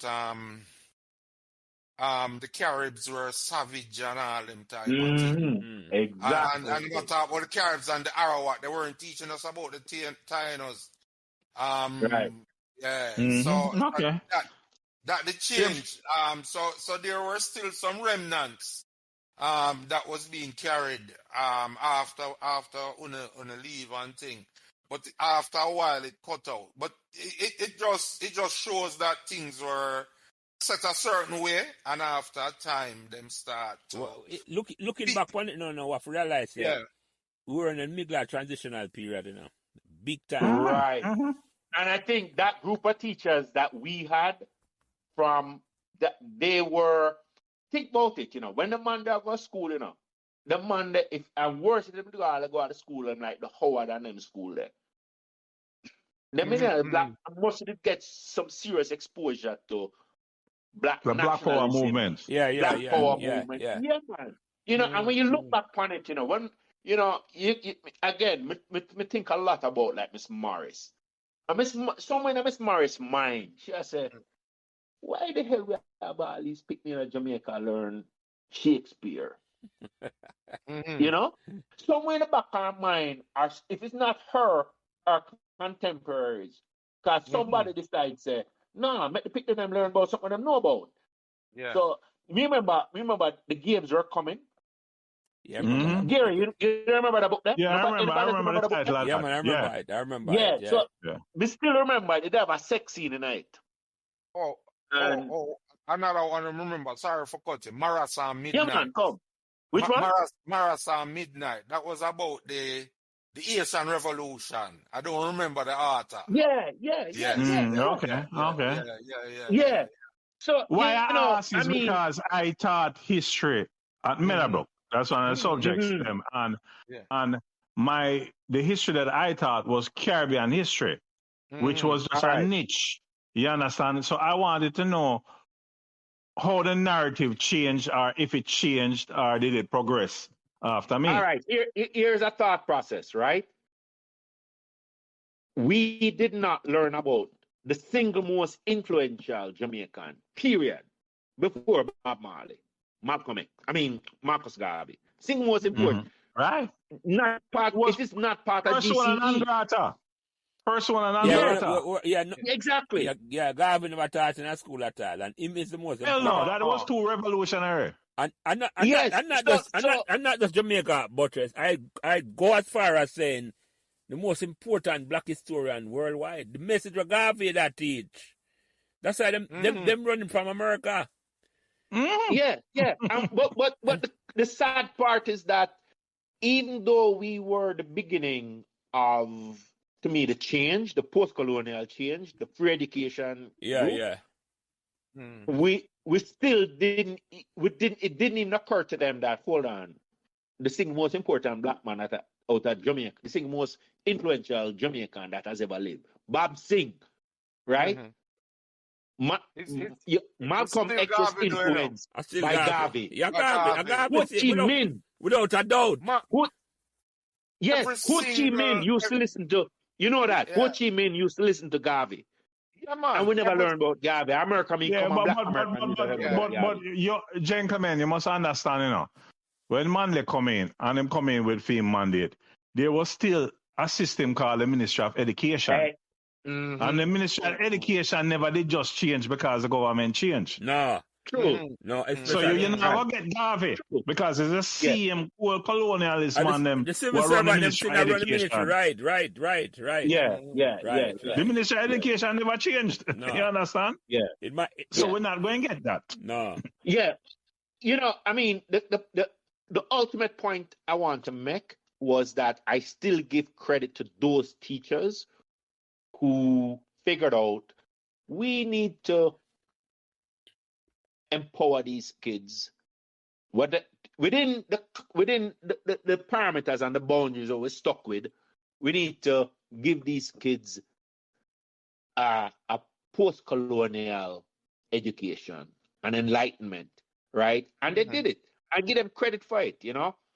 And I think of, like I said, those. I keep going back to those moments, the play, you know, Miss Morris translating the black authors, the Caribbean authors, the plays. You know, I look back on those things now and I value them, you know. And I mean, and again, I wanna come back to some of the profound moments. I wanna wrap up with Cadet. Cadet, I think a Cadet and people like I said, Viv. You know, Viv gave me a lane. Man like Viv and Pantan. I mean, no Pantan from me. Me used to go Dunrab prep with Pantan. I leave Dunrab prep about 6. Pantan and the Delapin of them and Delphos. One of the Delphos, I think. The Meadowbrook. Yeah. And our brother was here too. Michael. Yeah. And you know, that man that know it make if it was acceptable to be disciplinarian. It was acceptable for you to decide, say, well, boy, me not gonna lax. Me not gonna smoke ganja. Make that try. You have a lane for yourself. You have a lane. Without yeah. I'm not gonna just because everybody has said, boy, I stop eat pork. No, me respect say you stop eat pork and you have your reason, but me not join you. You know? But that and discipline and integrity. But that was the beauty of Meadowbrook. That is the beauty of Meadowbrook. Exactly. That was the beauty of Meadowbrook, you know, about Buttress. It's like any lane where you want to find, you could have find at Meadowbrook, you know. Yes, but here's what's interesting now. Because what has become clear to me again in hindsight was that many of the same lessons and other lessons were being taught in other lanes. Yeah. So yeah. When one of the things me learn now, when I ever been on them man, I say, take my bright self, boy, I go go with them, go play or train with Wagga for minor league, yeah, man. Yeah, Roomkey Spence and them man, there I go. No, this is not so much a Meadowbrook High School as a Meadowbrook area thing. And you realize the mindset now of what was in sports, especially football. Football, when we realize now the discipline was number one, was there, and it's a different kind of discipline.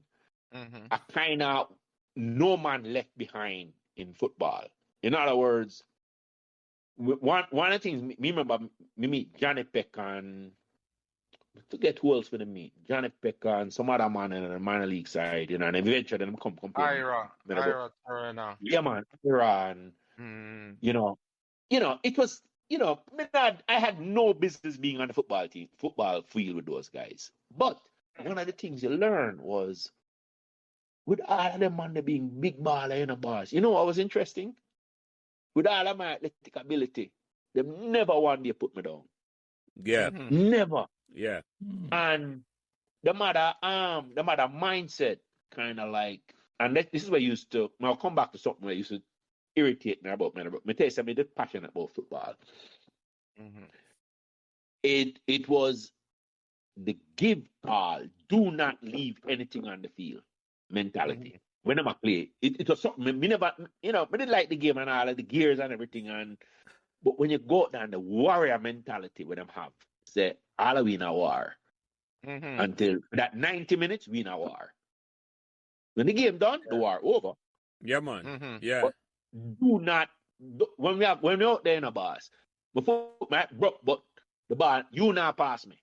And that mentality was something that I learned on with being exposed to those guys. And then, when you start with the Manning Cup game and you sit, remember me used to go in at the stadium, sometimes you go in at the stadium in the changing room after the game and I sneak inside there and you see the man them come off at the field and no matter what kind of football they're exposed to, once you see them man they are playing Manning Cup, and now them come off at the field and them dredge.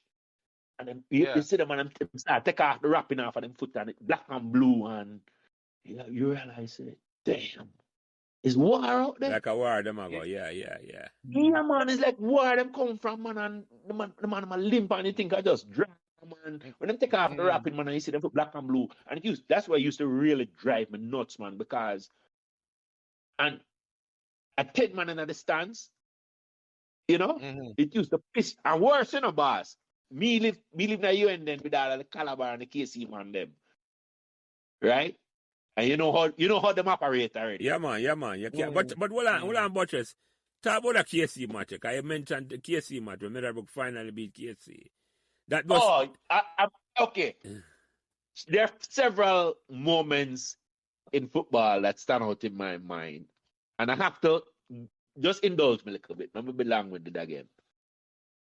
You talk about intimidating moments and the moments that are you, right? So first moment was going to bottom field. And when you go bottom field in a boss, and you see that pristine green grass. Yeah, man, Lush, man, and the mountain beside it, man, and the changing room. We never seen it like that, you know, boss. I don't know if you remember, but when we did our first farm, there was no Manning Cup. It was only Colts. Then they banned Manning Cup that year. Yeah, I hear about that. But I get to understand that. The Manning Cup. You're right, you know, Courtney. First farm, there was no Manning Cup. Then they banned it. Yeah, you're right. Yeah, you're right. And you remember... They never started second farm. Second farm, man. And we go watch football down a bottom field, man, and just blown away. Still remember Stephen Bond and JC Beatway.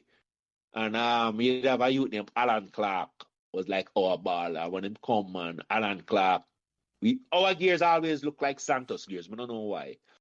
And Alan Clark come on and the game just changed. Still remember that in the first farm. And then now second farm come now and we get this ticket for a Manning Cup game. I don't know what the hell is Manning Cup, man. And go down to remember that time you used to get a ticket for a Manning Cup. Yeah. You get a ticket, yeah. Man like me, Marlon, Martin, and I don't remember that. No, you're right. You remember? We know Martin used to go because when Martin tell a story, say boy, man take off them epaulet when them go across roads. You know? Yeah, man. One of my favorite moments though, still before we get to the KC game, was me remember we play a game, man. And Madcap was the goalie, and Madcap, them have a penalty against Madcap, right? It's a Manning Cup game, man. And you know the goalie can't jump off I'm line, right? And Madcap wriggle to the right. Yeah. I don't know if anybody remember this. He wriggle to the right, man. And you get booming. We are playing some big school, either Calabar, KC, one of the big name school, man, and you get booming, man, and Madcap move him on. Like almost like him a conduct an orchestra and put it to the right. And you go kick it to the left and Madcap just kick up the ball. Still remember that. Great moment, man. Other moments in Meadowbrook Manning Cup. We have played KC, man, and we beat them 1-0. Yeah, man. And me tell you, 7 KC man live on my street in a bar, including the 2 Spence brother them. Right? The two older one them. Parnell and Wayne Spence. Wayne Spence was the center half with Dougie Bell. Yeah. Two center half and used to play. Them younger brother. Yeah, but Connell and Wayne never play at the same time. The younger brother come on. Yeah, we beat KC. The younger brother was in my class. Robert. Yeah, man. Yeah, room. Yeah. That room. This the year. I think the year Wayne played. Yeah. The year we played, man. And Sabina Park, one of them Sabina Park. Can I remember Manning Cup did move from stadium and go sign up Sabina Park? Yeah. But I think that KC match play at stadium though, Buttress. Yeah. I think that particular KC match they play at stadium. They play at stadium. Yeah, anyway. Man. Yeah. We win the match, you know. I'm gonna show you how KC stay, my youth. Hey, me up on cloud 9, you know. I walk from the football field, go across roads.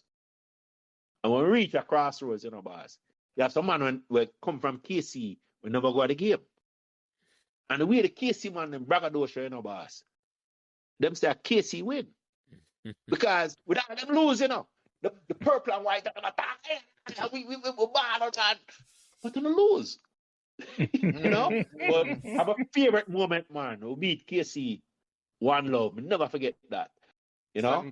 78, no? Yeah, I was about 78. Yeah. You know my man. Hunty did play on a team there, right? Yeah, man. What got younger brother to play on a KC team, man. Yeah, Hunty did play on a team right. there, remember? Yeah, man. You're right. I think I think Mikey Deitch played on a team there too. Mikey Deitch. Yeah. You know my man. Them couldn't show them face on Meadowbrook. No, call him that promise. No, man. Call him you know the Meadowbrook Yeah, man. but hey, but we can't talk about Manning Cup. When Martin talked the other day, Martin talked about Francis Donovan and Manning Cup. And him said, he mentioned a story, and him said, Buttress can tell the story. You know? So, you know, you can get frustrated with Meadowbrook lack of school spirit, but Meadowbrook, man like Francis bring a different spirit come on Meadowbrook. So, Manning Cup the move go Sabina Park, right? And it start to include school, some what they call non-traditional school. Charles Smith. Like Charles Smith, yeah. Gary, yeah. And then school there. You remember, right? Yeah. So, well, I think, I remember, pick one of them school, like Charles Smith or Holy Trinity or one of them. Charles Smith, Charles Smith. Yeah, man, we play, man, and me have a whistle. And Sabina Park, unlike stadium, you're right on the football field. I mean, have a whistle. I'm going to stand up right behind the goalie. I think I Charles Smith. I'm going to blow a whistle. And I would say, hey, BC boy, we're going to stop blow the BC whistle. So I said, stop blow the whistle. Wait up. So when him start blow the whistle, when him tell himself to stop blow the whistle, you know me already, Gary. Me not think before, me not fully think through the consequences of my mouth. The words come before the brain. Yeah, man. You know, still a plague me to this day. So the boy say, hey, boy, I'm going to tell you to stop blowing the bomber cloth whistle. I'm going to stop blowing the whistle. And you should me stop blowing the whistle second time, man. About 6 months stand up in a man. And you know when the ratchet flash and it goes, clap, clap, clap, clap. Ratchet them to clap up in a boss. Fuck, boy, I'm gone now, you know? And you remember Gary Lindo, the big brother? Yeah, man, Gary Lindo. Yeah, man. The man took up a piece of wood. And him son come down now. And I said, boy, this don't look good because about 6 months stand up for the ratchet. And I guess Charles Smith did have a version of Miss Millwood. And Amir, she's like she said, Delroy Wilson, Patrick Smith, sit down. And them all of them sit down and just close their mouth. But that wasn't the end night. We got a school, man, and we just glad to reach home, you know? So me go school now, and the game was like a Friday, you know?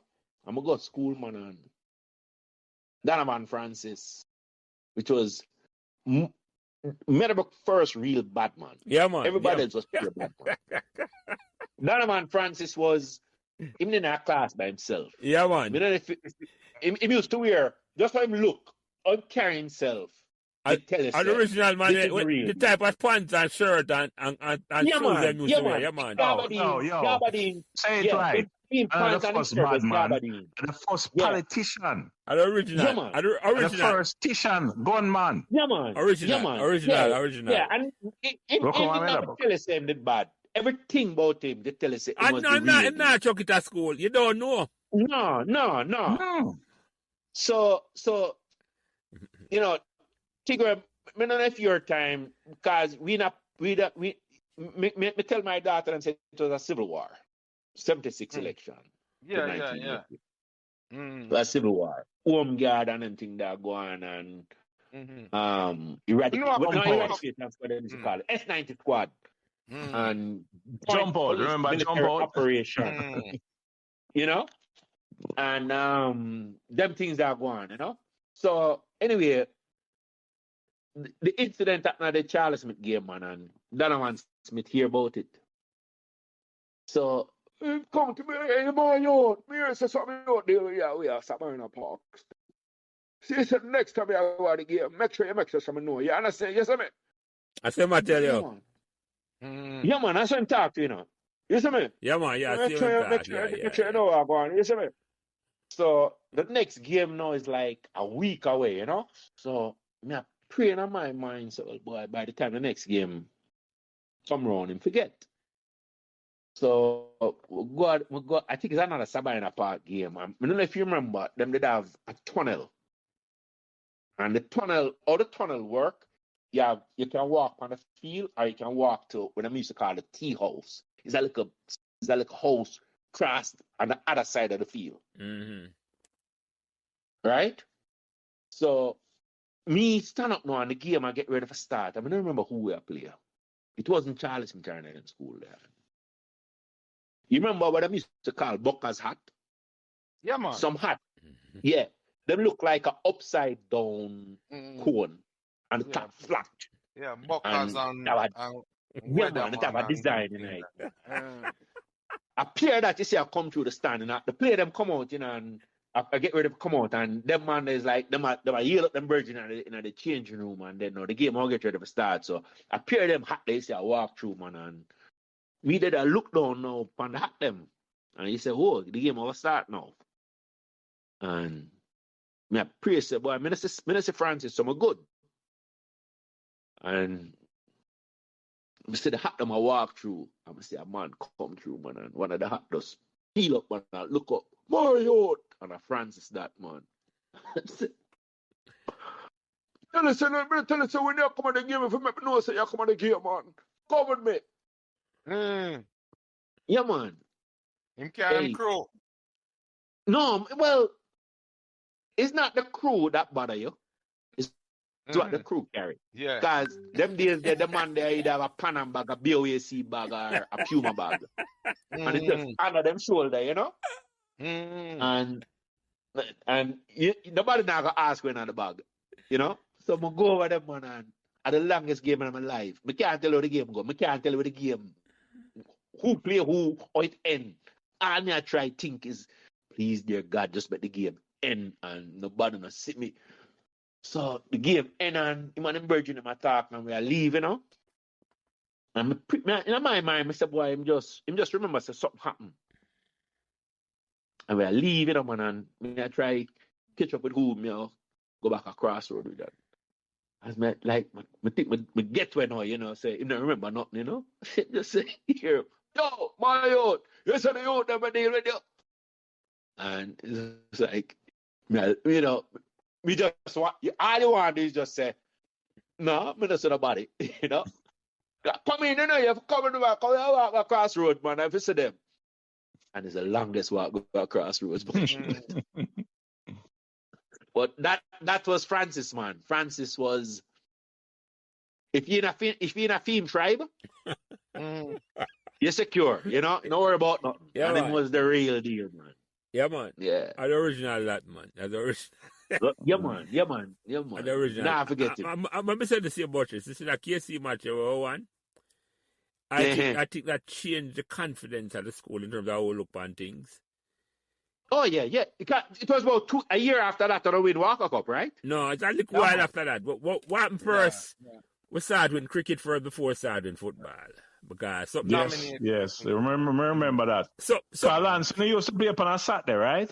Yeah, cricket was a Saturday game we play upon. Right. On a bottom field. The finals playing of the week. We play the finals in the week. But what did happen, I think, you know, is that the coach who used to coach a Manning Cup team, there was a change in the guard. Unceremoniously. Devon used to coach the team. Devon prepared the team. And then the coach took over from Devon. His arm was like him pull a coup on Devon. Devon talk about it on film podcast. Yeah, man. Yeah. And it's set by the football program until we won in 86. That's my opinion. It's me I said to you. It was a half China youth. He used to come Meadowbrook or something like that. Virtue name. Mr. Virtue. Virtue. Yeah. He took over the team and Devon talk about it on film podcast and Hitchcock talk about it, and it wasn't a good transition. We put it away there. It was not a good transition. It's me I said to you, and if you listen to Devon there for podcast, him talk about it extensively because, like him I said, the man undermine him. I want to tell you, said Devon end up a coach me up here, you know. Oh, yeah. Yeah? Yeah, man. Hey, this is why you know, say America is a great level and a great land of opportunity, you know, because me come America come play for college. We're not I going lie, I we're not tell. going to I ask lie, I Gary. tell. We're not going to ask I Gary. lie, Listen, man. We're not asking which college that Hey. is, sir. We're not asking. Okay, listen. Moving along. We will not make any mention of the fact that some colleges have a no cut policy in the We're United not going States. to In ask other which words, college. We're come not. to training. Yeah, man. But the sweetest thing about my sweetest moment was you'd have a school in New York. I want to say it's Fulham or Fulton College. Yeah. Or Fordham in the Bronx. Yeah, man. And when we play against them, man, who Mr. Run out, a youth name, him didn't know our year. I think him name Philip Chong. Come on, Meadowbrook. Philip Chong. Yeah, man. Yeah. Half China youth, we met out for the side, you know. But more want to come back to some favorite memories of mine at Meadowbrook. So we talk about Cadet. Hold on, let me ask you Cadet something about the sport. Just one about the sport before you move on to your memory. Mhm. Because when Meadowbrook started winning in the 80s, you're there foreign. Gary probably sound like him there foreign too. Were you aware that Yeah, motherfucker. Meadowbrook started winning trophy in the 80s? Yes.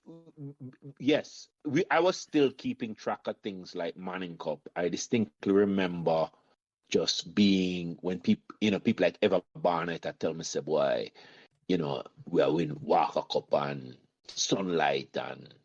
All right, so the it question was I just. ask then, how it make you feel when you know Meadowbrook started winning them trophy there? It was amazing. It was just like finally, I wish I was there, because the man used to tell me, said I'm going to the game, and I'm going to go to the game and I'm in a grandstand. It's a totally different experience, because you're a big man now and they must support and it was amazing. And it wasn't just sports, because I think somewhere in that era too, there was a report that come out and it listed Meadowbrook as one of the top schools in the country. And yeah. Now it is. Yeah, man. Yeah. And then when they win, two Rhodes Scholar at the same time.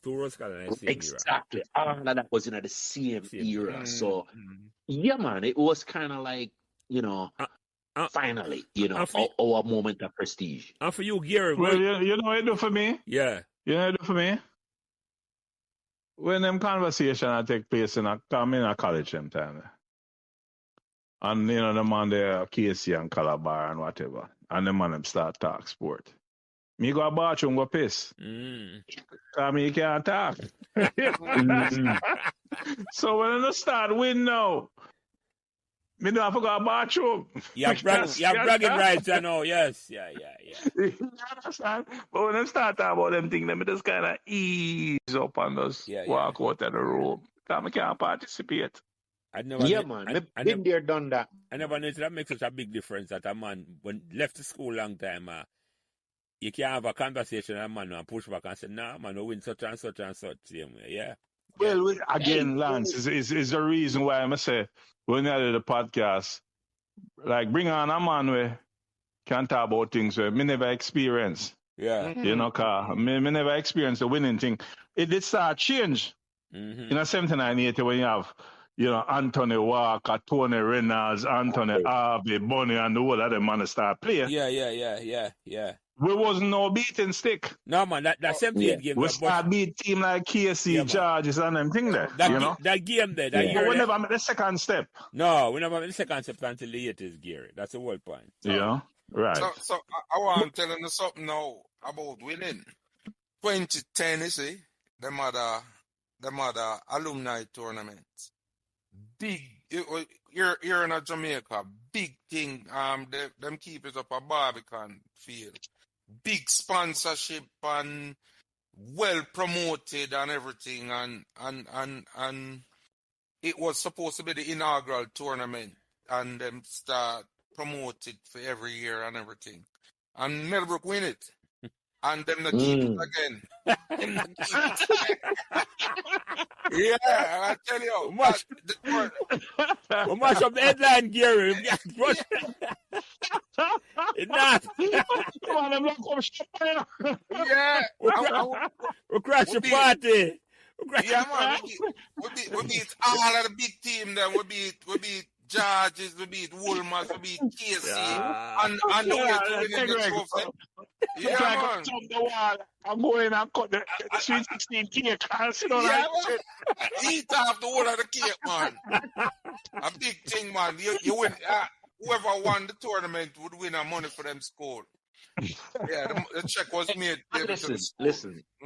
You say, listen. You say when we decide to make a come on this podcast, right?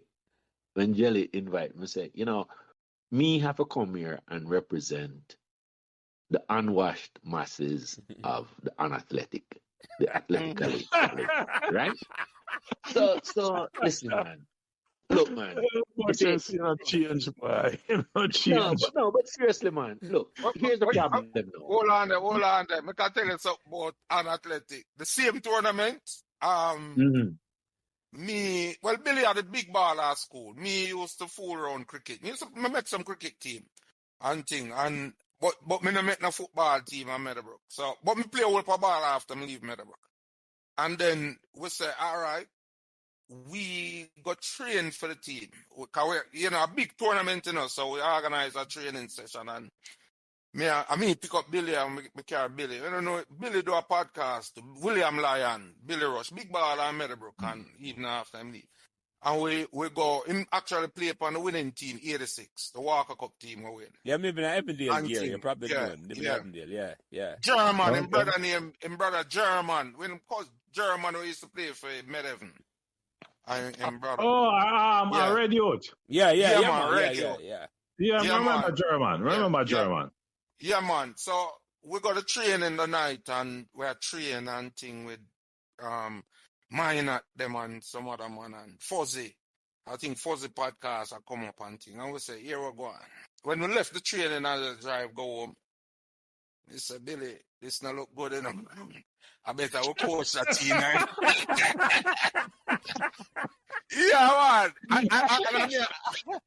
Yeah, cause after the training, we see how the man them are run, man. We said this it's serious. So me and Billy decide so we are coach a team.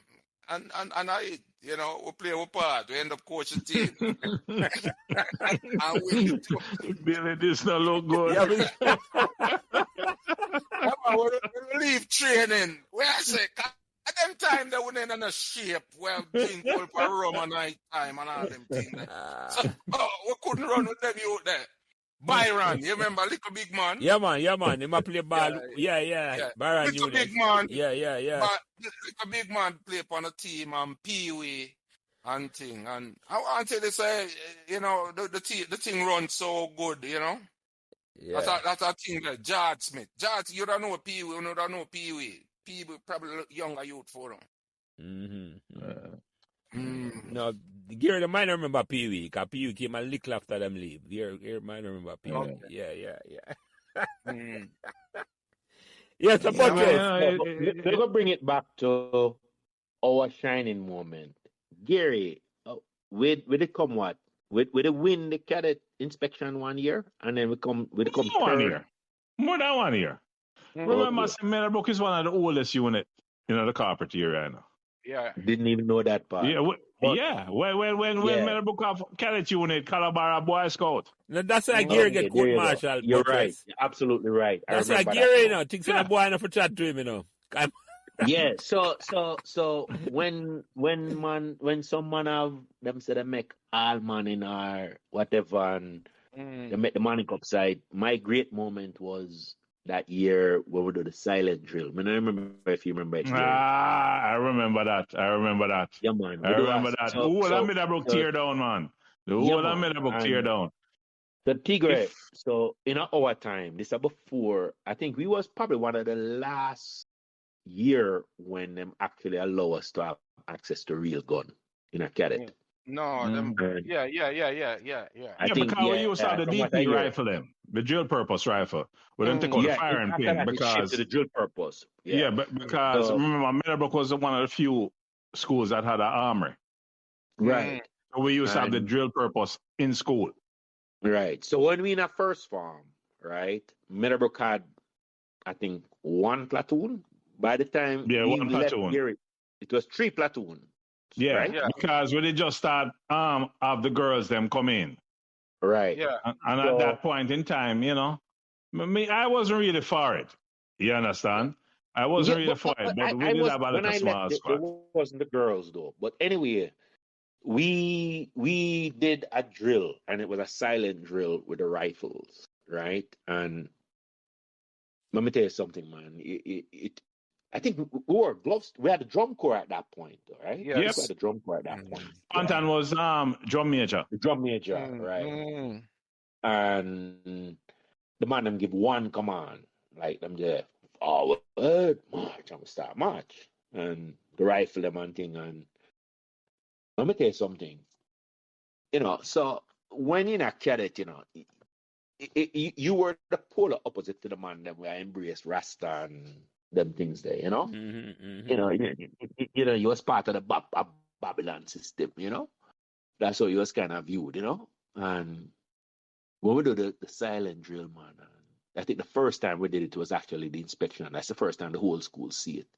And we watch march of the rifle, and you go through these movements, and it's pretty for watching, and the rifle them just bounce from left to right, and then flip, and we're going a slow march, and it just boom, boom, boom, and the drum just and the whole school mesmerizing them. I'm gonna tell you something. Man, in my time in a cadet, I do not believe Meadowbrook plays less than 5th every year in inspection. A big things, man. When inspection day come out, you know, the whole netball court, man, yes, on a 2-story block. It cock, because that's the only thing we win. Yeah. That's the only thing we win back then. We'll come and then no. My first year. Yeah, and then you know, sir, for me, no, that was one of my shining moments in the Star, you know, because all the man them were dread and them are clapping on my youth, and you say, a big up and applause, and them kind of applause them normally just reserved for the ball of them. So it is a shining moment for me, and I think the actual inspection, annual inspection moment was the first time we did it, and then we did it again. I want to say it was Meadowbrook Founders Day, Gary. We did the same thing, man, and the school get the seat. You know, so that was my shining moment. So, Jelly, me tell you, say, but I have some other moments somebody want to call out. Yeah, man, you run it, man, run it. I want to tell you something.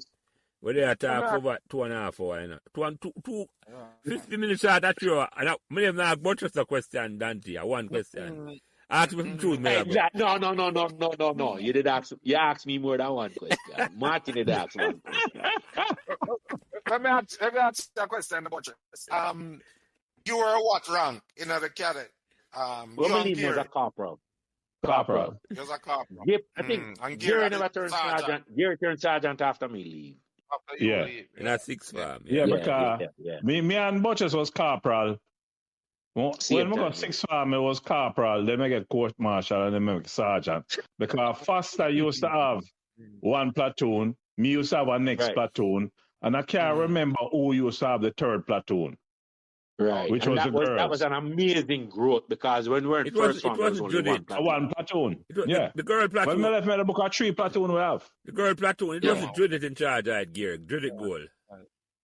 No, it was still a man. Okay, I got you. Who was in charge of the platoon. Okay. You know, but Foster had a platoon. I had a platoon. Yeah. And I can't remember who the 3rd person had a platoon. Deban was the drum sergeant and Viv was the sergeant major. Yeah, I got you. Yeah, exactly. I got you. You were the color. You were the color. The man who in charge of stores, right? Yeah, man. Yeah, we run stores. We rent out Beret and Cadet boat. Yeah. For man go a party. $5 for a Beret, $10 for a Cadet boat.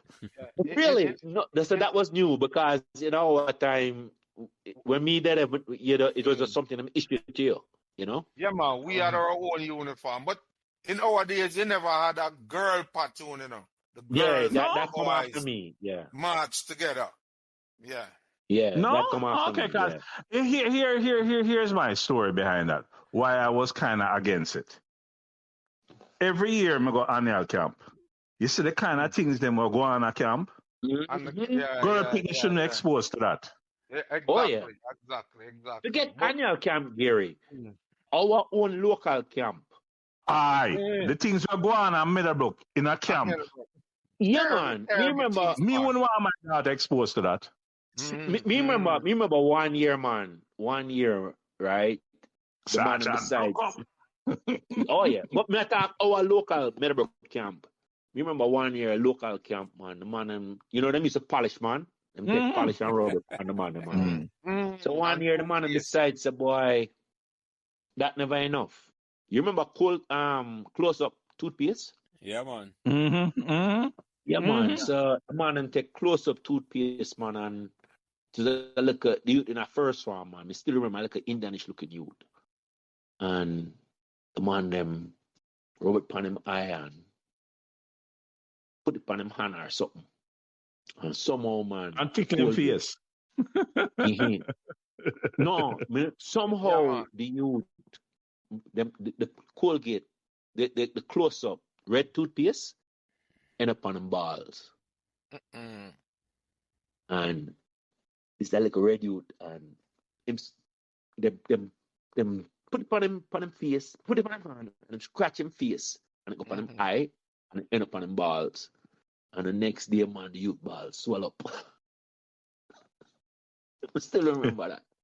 Yo, me tell you something. One night, With the annual camp at Excelsior. No, man, that was Metbrook camp. At Metbrook camp, that happened. Yeah. Me never got annual camp. Me got Founders Day camp. And you remember Metbrook camp, man. One time in a Metbrook camp, man, the man them, we left Metbrook boss and the man them decides, boy, the man go strip club on Riddles Road. And we go Riddles Road and we come back, man, and all kind of man, you know, I try getting a strip club and some man get in, some man not get in. Anyway, we go back, man, and we in the room, man, and next day, man, we in the room, man, and a man go for boots. Every man, all of the boots, they full of a piss and shit. You know, we don't know who do it. You know, to this day, we not find it, we don't know who do it. But a bag of man boots full of a piss and shit, man, and them something used to go on, man. You sleep, man, and man, you know, your cat. And the man just flip over the cat. Remember, Martin do it. Martin. Well, I'm going to tell you something. Yes. I'm going to tell you a story, a Cadet story, a Meadowbrook camp. Remember Radio? Yeah, man, can't forget it. The father have a gas station, the Shell gas station. Yeah, exactly. Man. He might run off him out the whole day, so nobody can polish him on fat Radio. Yo, wait till that father asleep, you know. And the man them lift up him cat, you know, with him asleep, you know. And carried and left it on the netball court. Yes, I remember that. Coach start biting him and wake up him on the netball court. Lift up him cut, you know. And carried on the netball court and just left it. So that you said, Gary, is like a female not supposed to expose that at all. That's exactly. Yeah, no, it was a white thing, man. We got on, you know, ask Madcap. That means anti-woman, but the things, remember, I go 76 dental camp, right? Where the man them have sex with a 1 foot woman. All right? Cap can't tell you that. Madcap can't tell you, because I'm there on a camp there, right? With that Excelsior camp, where I found as the camp. Yes, because we had the parade the day after. Sergeant right? Brockups. Right. Broke up to Meadowbrook too. And then I go Cornwall College camp. That's how I get court martial. You understand? Okay. And I go a money camp one year. And I tell you, say, we dig foxhole and the man make us sleep outside at night. And me never see fog like that in my life. Remember, say money in the valley, you know. Man. You never pass with money in the man. I mean, in my foxhole. And 3 feet from me hear a man, but me can't see him. Yeah, it's just fog. Yeah. So my experience, a cadet, me have a full experience from long. And so me know, say, the girls, them, not really assimilate into that culture. Yeah. What you talk It was about? definitely. Yeah. What You know? it happened in our days when we camp with the girl them was in them own thing and them had Separate you. 24/7 guard. Yeah, that makes sense, man. That makes sense. So If the man must screw a 1 for 2 man, that makes sense. Ask Cap about that. Yeah. So yeah. Go on, Buttress. So as I said, no, this is the equivalent of my Manning Cup moment. The other moment for me was Meadowbrook did good on players and them something there. So me to get draft one evening in the boss, me I walk through the assembly hall. Me not like Foot Farm or me I repeat Foot Farm probably. And I walk through the assembly hall after school. You know how Meadowbrook stay. Meadowbrook, when school done, nobody not leave. All kind of man just linger around the campus for all kind of reason. So I walk through assembly hall one evening, man, and Miss Morris, I walk through and Miss Morris just look up and see me and say, "Come here. I want you to be a policeman." And I'm like, "What? What are you talking about?" Yes. You'd be a good policeman. And I'm like, I have no idea what she talk about, Anyway, Miss Morris, I do a play. I guess the school is involved with school's drama festival. Yeah. I remember that, yeah. Yeah, and you remember a girl named Karen Finch? Finch? Yeah, man. Yeah. Yeah, and there was another girl. They were the two main characters. Karen Millwood, I think, was in the play. Now, one of the Millwood sister them. Anyway, someone meeting at the play as a policeman, and so all you need to do is to walk across and arrest these people. I said, I have no lines. Anyway. So like, how the hell me get involved in this? And that's how Miss Morris operate, So anyway, you go rehearsal, I'm going to go this 2 or 3 rehearsal, and next thing I know, boy, I'm supposed to go ward theater, man. I'm going to go ward theater. And dressed up in a policeman uniform, and, red seam, and the button and everything, and the cap, And one of the moments you never forget, So my moment in the spotlight, man, I'm supposed to go across the stage and just grab this woman and arrest her, Just a nothing. Just it's a typical police button with the bosun, and I swing the button and walk out, man. And you walk out to the button, you hear this place tear down in a boss. I'm like, what the heck? I try to figure out who the mother for. I realize, boy, I'm here to start the moment, and just walk across that stage, grab the woman and put my hand under her arm and I walk her off of the stage, man. Buttress, that you're saying that. Remember that? You remember it? Remember it, man. Remember it, man. Yeah, man. I think we did it. We recorded it. We performed the play at the school. Don't remember. Yeah, that is where I remember it. That same performance at the school. Yeah. So that was a secondary moment in the shot in the light, and then now. We don't know if maybe you been involved in this thing, Gary. We did have a spanner moment, man. And again, one of them moments there in a boss. We don't know if like Tigray in your time, them used to do this, you just at the wrong place at the wrong time. Yeah. You come here. And I spanner that, boss. What is it? Yeah, that was spanner all around, man. Come on. We just walk through, boss. Just walk across past assembly hall, man, in the back. It's like, me sure I learn my lesson, don't walk around there. Come here, sit down. What the heck? I don't know why me I sit down now. It's like school done. Why am I sitting down?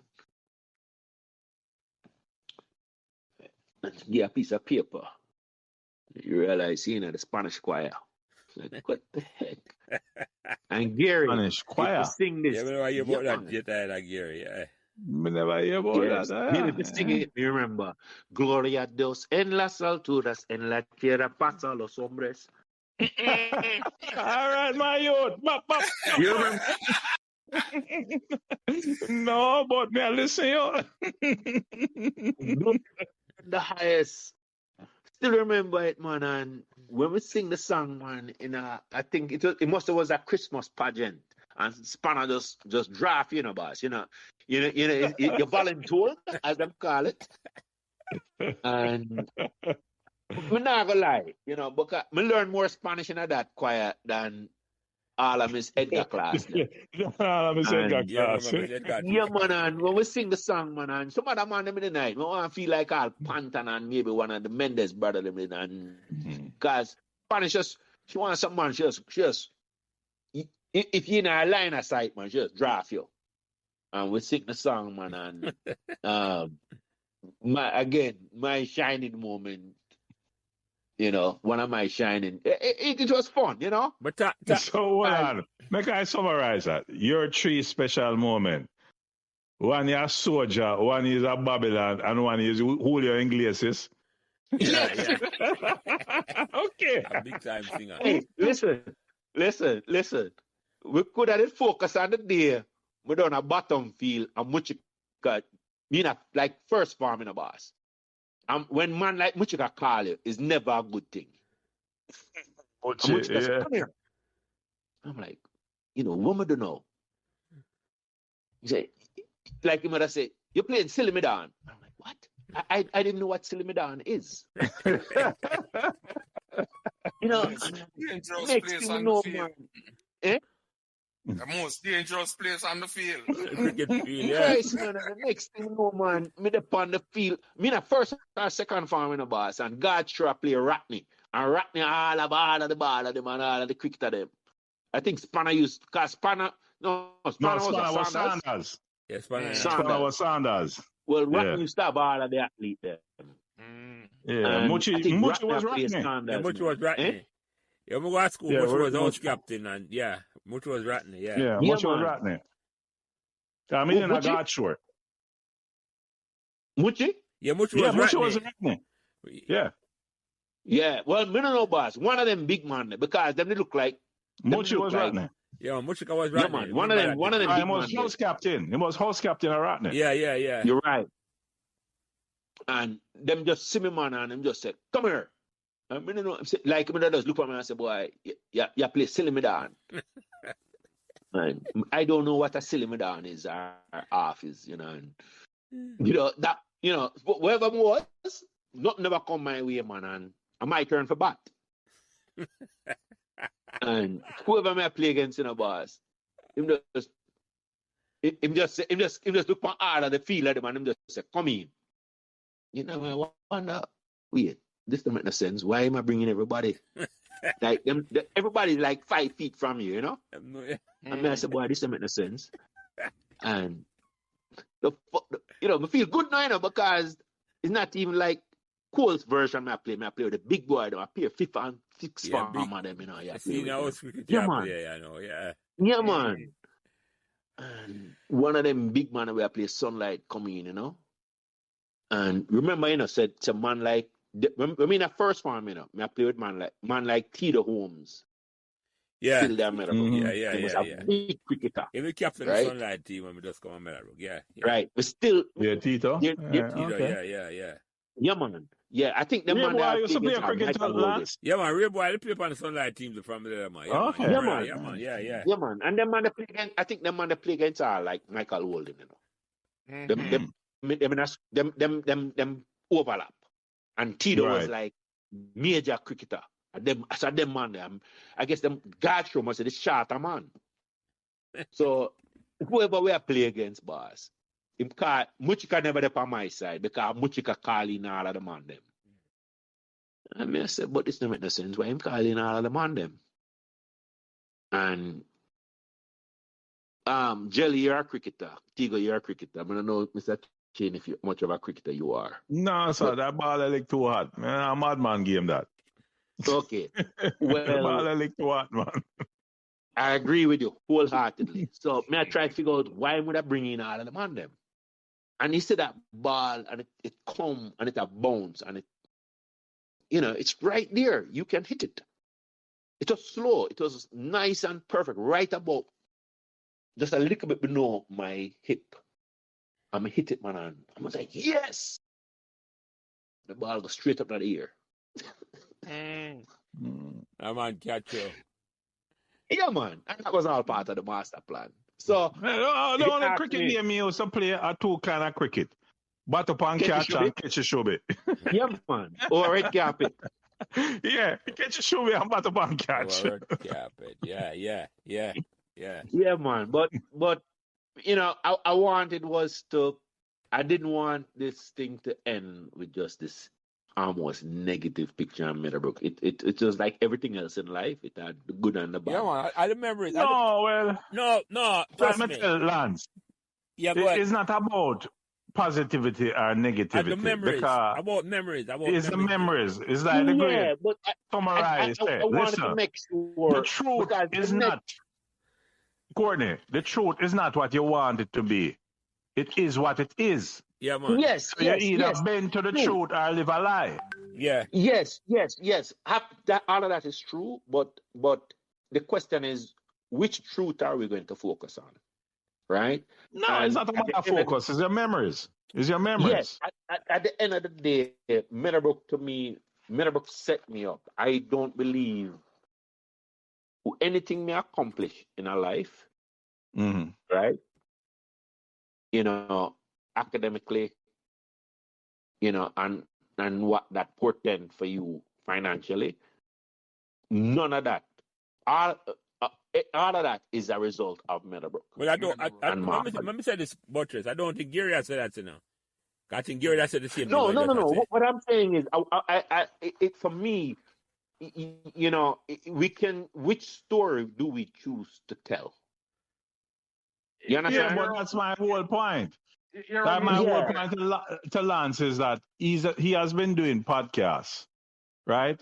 And me take up on a podcast. And he interview a lot of people. And everybody come, the same positive thing. But, you know, it's not every day sunshine, Well, it's rain sometime. So when me say to Lance, hold on. When me say to Lance, we say, Lance, you want me on the show for talk the truth, or you want me on the show to be politically correct? And him said, no, your memories is your memories. I said, well, me talk the things that when me experience. I'm say And it's not about positivity or negativity. It's my experience. I said this soon. Early in the conversation, very early in the conversation, I hear you talk about Miss McLennan in a positive light. Jamaica, Meadowbrook's only Olympian, John Muir. He never have nothing complimentary for us about Miss McLennan. I'm going to make him talk. You can't go back and listen to him, man. I tell you. I make him talk, man. I make him talk. You see what I said to you? Because Is that Staley? No, John Muir. man. John Muir. John Muir. Him leave Stanley and never called him. him leave and go GS him. The one come back to Meadowbrook for repeat. I said, I go And talk then- look on you until I say, nah, come back. I saw she look on him, Gary. That may I tell you. Okay. Yeah, everybody experience Exactly. Yeah. You know? Exactly. So it's not about painting Meadowbrook in a positive No. You light. just come on talk him story, man. Exactly. A man or a woman It's talk. your story. But you see, for me, it's a net positive. Yeah. You know, it's a mix of experiences and it's a net But positive. him not right. So for me, for example, it one of the things it is I feel is incomplete for me to talk about Meadowbrook and don't talk about, you know, that is where you learn true friendships. Yeah. Right? I think, You know? I think you say, Buttress, sorry for cut you. One of the Yeah, things, man. and if you listen to one of the questions where Jelly. Jelly always asks, what made Meadowbrook magical, right? Yeah, that's the last And- question. and- I come to him with that, man. Yeah. And if you listen to the answers to that question, even from those who have negative things to say about Meadowbrook, it's all that the answer to that always paints a positive light Yeah, on the man. school. Yes. Mm. Yes. Including John. Including You know, John, exactly. Including John, exactly. So at the end of the day, I mean, truth be told, me had some negative story. Me have some negative Of course. experience. Me have Yeah. teachers. Me have teachers where me and them are good friend right now, and Nice. that's that teacher will carry me to Spanner and say, Spanner, I'm not spending one more day in the school with him. and I tell you something. the other day when we had the 68th gala, Peter Champagne, I don't know if you know of him, big attorney at Jamaica now, top attorney, and thing, he was the guest speaker. And she did want to heal him up, and she come and link me, and I say, if me can, cause she wonder if Champagne remember, and think, cause Champagne is in my class, and me I said to her, I say, he's the only troublemaker like me here, remember? I remember them, man. And at them kind of rapport there we have, so even me not have no issues with nobody. Me and Tenet, Rory McGregor used to give me a warm time at school. And right now, on a regular basis, me and the man they link up and beat some red stripe, So, aye, and Lance. Yeah. Courtney is all good, but to not mention it would be a discredit. Yeah. I don't have no, as I say, it's net positive. Yeah. At the end of the day, we have stories, but our outlook, our perspective of Meadowbrook is a positive one. Yeah, man. Exactly. Yeah, man. Exactly, because there's certain things we never even touch upon. Me remember, like, you see, because I grew up, I was only child when I grew up, so I always look for that brotherly connection, So from first farm all the way through, me always have a little crew of man where me champ on, First farm Marlon and Mark Swaby and them man, then there's another time where a man like Pantan and Dwayne and then you have the era with the Bobby Shim and you remember this Ian Duncan Gary? Ian Cooper. Fish Eye.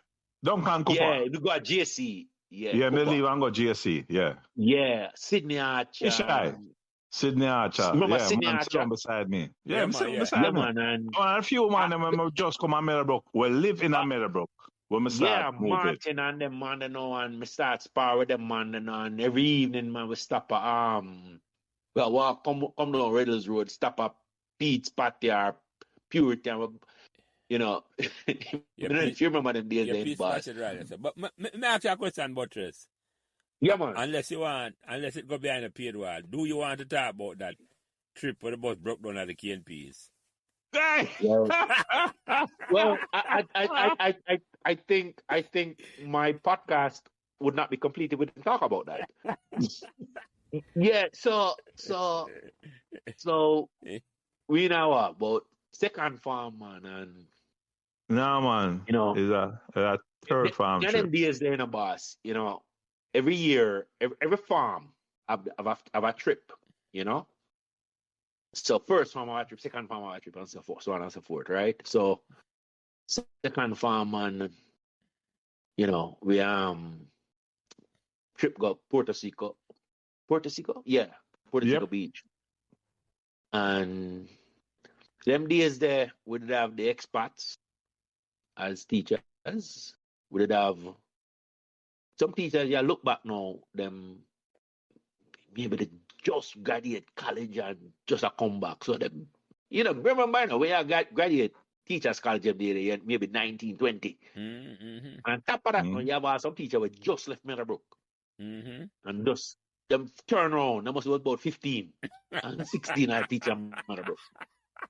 So me I say this Nita. Yeah. Me not coming. Anyway, suffice it for say, yeah, look back now, that was a cauldron of hormones, So anyway, we go to the beach and everything, and nice trip, man, and we'll come back, man, and the next thing we know, man, the bus. It's like maybe it's 6, 7 o'clock at night where I drive, come back, and the bus just been at the middle of the interview. Yeah, and the bus just, all of a sudden, they just stop, and, about 2 or 3 bus, right? Yeah, like one bus for each farm. 1A, 2A, 2B, and 2C, and I think some first farm on the dip on the bus, though. Yes, I distinctly remember some first farm on the dip on the bus now. Anyway, the bus broke down, and we're in the middle of the cane field, you know.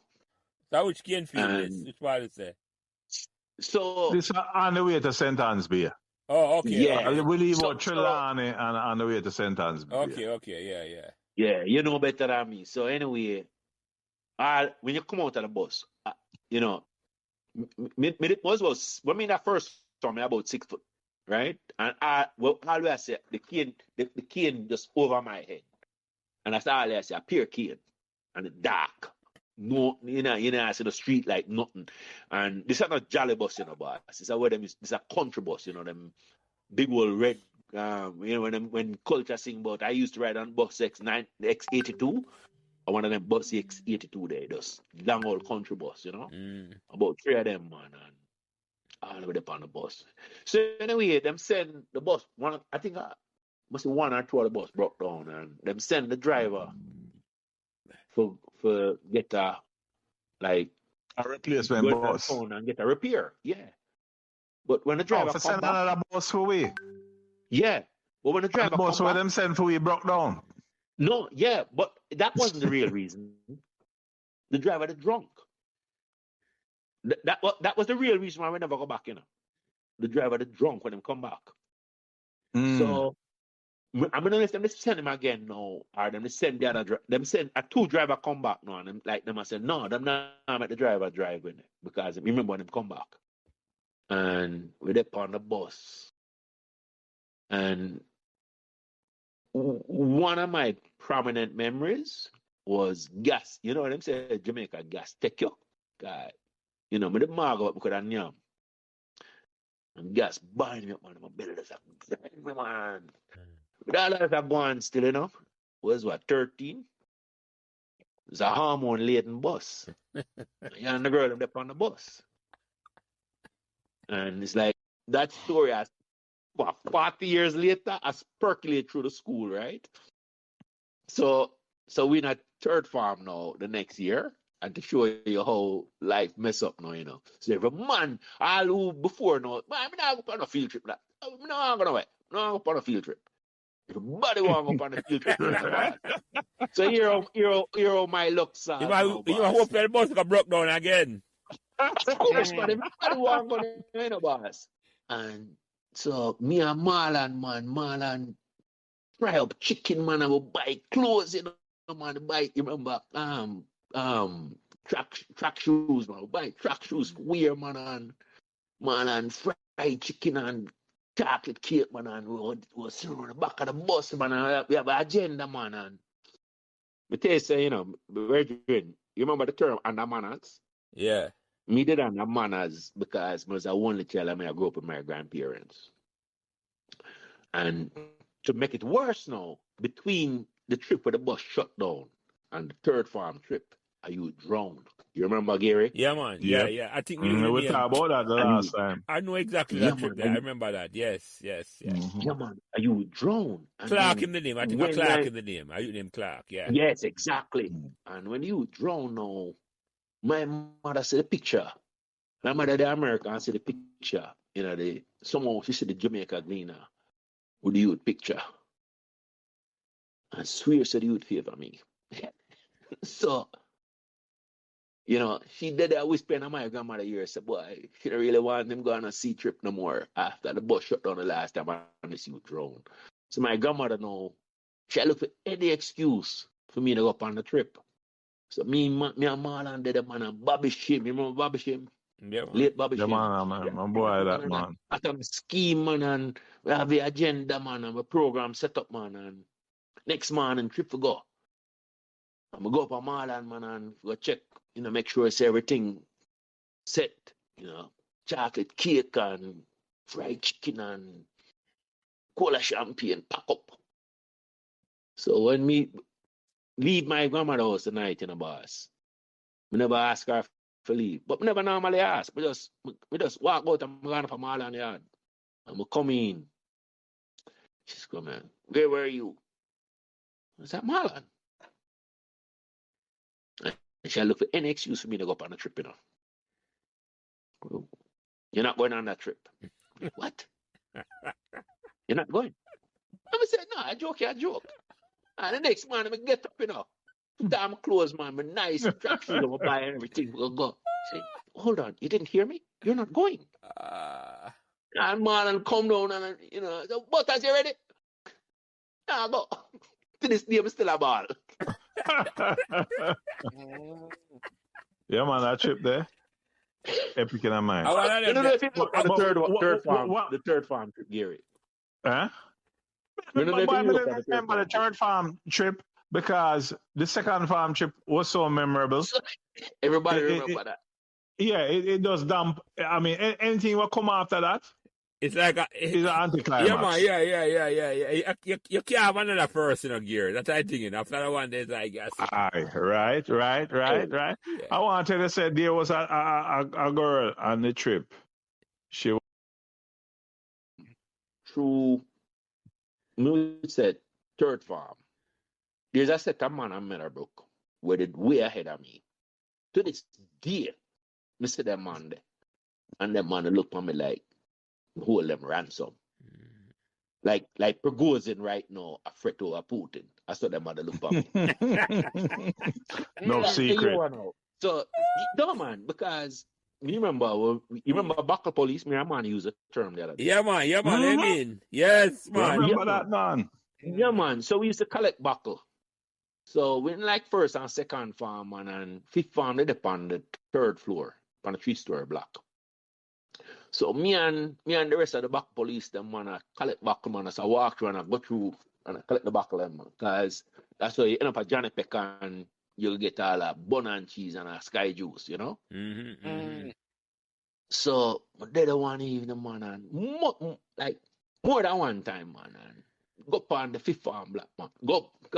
So first floor was the lab, them. Second floor was first farm. And oddly enough, the next floor wasn't second farm, it was fifth farm.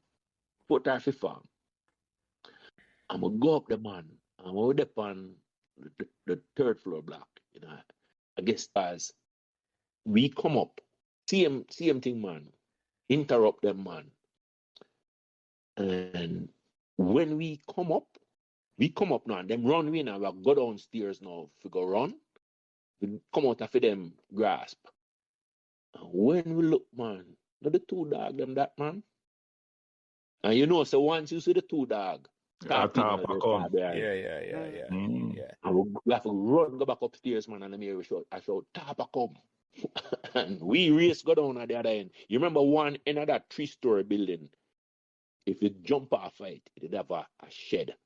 Right, yes. Yes. Yep. To the back of the building. To the back of the building. Right. Yeah. So we couldn't go up on the second. So we're up on the third floor now, my youth. And we can't go up on the second floor because we don't know if top up on the second floor and might come up the third floor. I don't know if it's the dog them. So can't go up on the second floor. So the only way to escape this is to jump from the third floor on top of the shed. On top of the shed. Yeah. So me jump, man. I still remember, man. Me jump, man. I'm fine. I land good. So the next man that come, man, when him land in a bus, in 2 foot, go straight through the roof. In 2 foot, go straight through the roof in a bus. Too heavy. No, me the ball out, man. Yeah, man. The two of them, the balls crush up, man. Straight crush up, man. Straight through the. Yeah, man. And where we look, man, the set of man them where did involve. Boom, right behind you. Yeah, man. Well, I want to ask a question. Hey, Greg. Yeah. In your time, did you know of any female that had to leave school due to pregnancy? I'm sure it happened, but I can't remember offhand right now. Okay. I'm sure it happened. But in my time, I know of 2 people. I know of one, Gary. I know of one in my time. You know of one. Yeah, but I'm going to tell you this. I'm going to tell you this now. A fair podcast will come out, not this weekend, next weekend. Right? She in a 6th farm. And she talk about it openly. Oh, this Michelle Darren? Yeah. Sorry for calling him. Yeah. Yeah. She publicly talk about it. It's not like a secret. So I got to hear about it. No, yeah, man. That's true. She Oh, talk okay. about it. She not six And she not and she are one of them where have a lot of praises for Meadowbrook, for Dr. Anna Morris. as well. Meadowbrook and For Dr. Morris. She not Dr. six Morris. farm Gary and get What pregnant. year is that? What year is that? 86 or 87. Or 87. Yeah. Oh, okay. When she She Okay. not upper six. She not upper six and I got to take Okay. care of her. Okay. And So she she get was pregnant. allowed But to Gary- finish school. Okay. But Gary, I am not convinced that it didn't happen. They just might have done a good job of keeping it under wraps. No, well, it was known in our time. I don't know if you know, but there's two I know of. But I think I like Gary. I Because think them leave school after it happened. They never finish school. yeah, man, I see something. What Me know I of- more knew about, what I know of at least 3 different instances of boys who became fathers while we were in school. I know one of them in the sea stream too. I know of one person. So. Yeah, man. Yeah, there were me know at least 3 different men who me know. Yeah, man. Me know one of the girls in my class would have to leave because of that too. But some Well, one did in a Gary class. one of the boys, yeah. Me know trying to attack. I know exactly where you attack. Yeah. And one was like maybe in your brother class. Yeah. In a class or the year ahead of him. Yeah. Yeah, but yeah, all part of the A journey. part right? of history, a part of the memories, here. So Yeah, man. Anyway, we I have to hop off right now, but I just want to say one thing before I leave. There's a term that I use where I call it negative positive, or positive negative. Net positive. Net positive. Net positive. So here is the net positive of my experience. To this day, at least 2-3 times a year, me, Courtney, Mark Swaby, Martin Brown, when them come down, Anja Grant, Rona Reid, Beckford, we get together. I mean, Beckford and Madcap even. Yeah. When I'm in town, so Yeah. but it have to have been a positive. Yeah, man. The bonds that the bonds that we had 50 years ago. still strong, man. Still strong.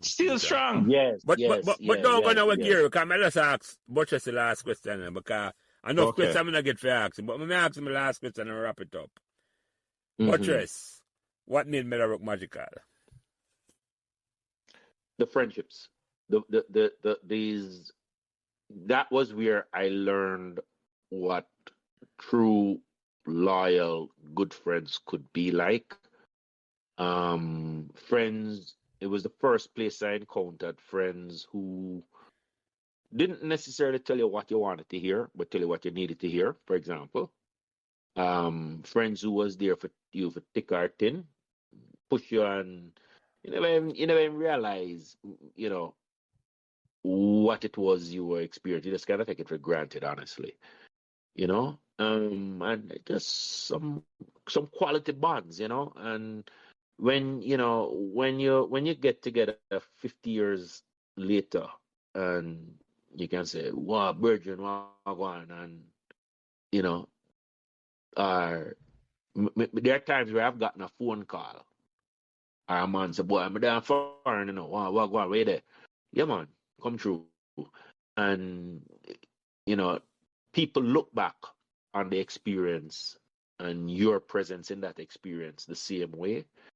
That to me is probably the magical part of it.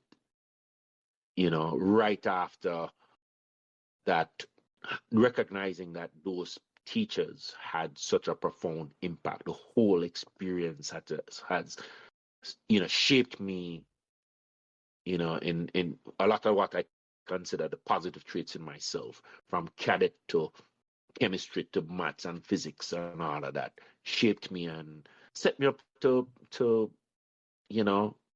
not do half bad in the world. Yeah, man. Yeah.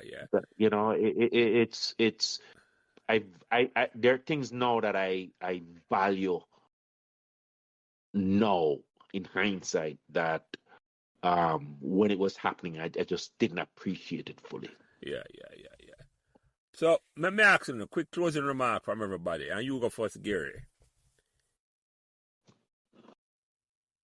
Better, I'm drop off. Well, no, man, there. I mean, like I said, my experiences varied, but you had the not so good times, the good times, and the great times, But what I say is that the school had such an impact, and it wasn't a big school; it was a small school. So, like I said, I'm last thing there. The advantage of being in a small school is that you can almost know everybody in the school when you going to school at that time. You understand? And those bonds still carry on today. I don't know if that happened at other schools. You understand? But how long you know Tegreg and how long me know Buttress and we still attack like we're at school. Same way. You understand? I mean, them to me, them thing you can't put a price on it. No, you can't. You cannot put a price on it. You understand? And like I say, memories in of itself, whether good or bad, is great. Yeah, because some people have memories. Some have none. Some people don't know memories. You understand? So and someone want to live long enough to talk about memories, but luckily all over there can't talk about them great memories after that. Aye. Great. Yeah. So Dante, any quick closing remark? Yeah, quickly, I must say. Well, first of all, me really enjoy this discussion. A whole heap of thing, Buttress memory coming like Tony Moore and yeah, man, yeah. And Loki. It's always a pleasure for me to connect and reconnect with the Meadowbrook crew and for learn the different experiences and all these things. My experience has always, been net positive. a new word that we make up now. Boy, I'm not telling you. Copyright it. Yeah, for real. So is and truth be told, I can't wait for listening to this podcast over after doing few little edits. A few beeps. Beep out. Yeah, Jelly, it's a pleasure again. Respect again and thanks. Yeah, man. Yeah. I'm Buttress. Close remark quickly. That me can close it out. That all the way, can believe it or not, almost 3.5 hours there attack and almost midnight. I may have work tomorrow, man. Yeah. So, yeah. Quickly, Buttress, close it out quickly and then close it out. Yeah, I think if I'm going to close it out, like I said, I want to leave you with something poignant that happened to me, right? My kids grew up hearing about these schools, the KC, the Meadowbrook, the St. Hughes, the mother went to St. Hughes, and I had this moment, I always wanted them to see the campus, and I took them to the campus, and it's still frozen in my mind, this open gate, and you go through a Johnny Pecker up on the left-hand side, and I remember going there, and there was a guard and a wall with glasses on the top, and it was closed, and the guard said, you can't just walk in, and it shocked me, and I found myself in tears, literally, and I didn't expect that response. And it told me something about how the school lives in my mind, And I will leave by saying, I heard multiple times on the podcast that people want to do things. So in whatever small way I can contribute and give back, I look forward to that opportunity to give to that gave to me and set me up for where I am. And I don't think I can end this without saying how grateful I am, Mr. Jelly Lance, that you're doing this. It's priceless, and it means a lot to me, and hopefully it means a lot to others, and I'm grateful. Thank you for having me on. Yeah, man. Thank you. Well said. Thank you, my brother. Thank you. as I said, I'm close this out quickly because 12 o'clock I have to go to work. Same way like that. Enough man thinks I'm not doing this I'm an hour, but I work 40 to 50 or 60 hours a week sometimes. Anyway, Gerritchin, Donovan, Dante, Tegreg, Thomas, and Courtney Butress, Mark. It has been a real pleasure. I know we could have continued long after the same year. Got enough things we not talk about, but guess what? We can always come back, Buttress. We can definitely invite you back as a course one of them time. Because we know you have Anytime. enough. Yeah, man. For real. Yeah, man. It has been a great pleasure. The conversation is nice. Yes, like 3.5 hours run off like a 30 minutes. So, God bless Solano and God bless that great school, that two Meadowbrook have we put it together. And as I said, I'm trying to podcast a different way now. Brook is for life here, sir, because we all go to Meadowbrook. And we're shorting it from the Meadowbrook, because Brook is for life. Okay, yeah. Brook is for life, my brother. So have a good night, my brother. God bless you, and God bless that great school at Meadowbrook, two in Meadowbrook. Have a good night, my brother. Thanks. Yeah, man. Yeah, man. So remember to like, share, and subscribe these Meadowbrook Memories podcasts, so neither you nor your friends will miss another Meadowbrook conversation. Thanks. Thanks for listening to Meadowbrook Memories, and remember to give us all the support and encouragement you can on whatever social media platform you are listening. And special thanks to my production manager, Kyle Prince, who takes care of everything involved in getting the podcast out every week, and without him this podcast would not be possible. It is his expertise that allows me to do what I love doing every week, having great conversations about Meadowbrook Memories, and he's responsible for everything else. So again, thanks to my production manager, Kyle Prince.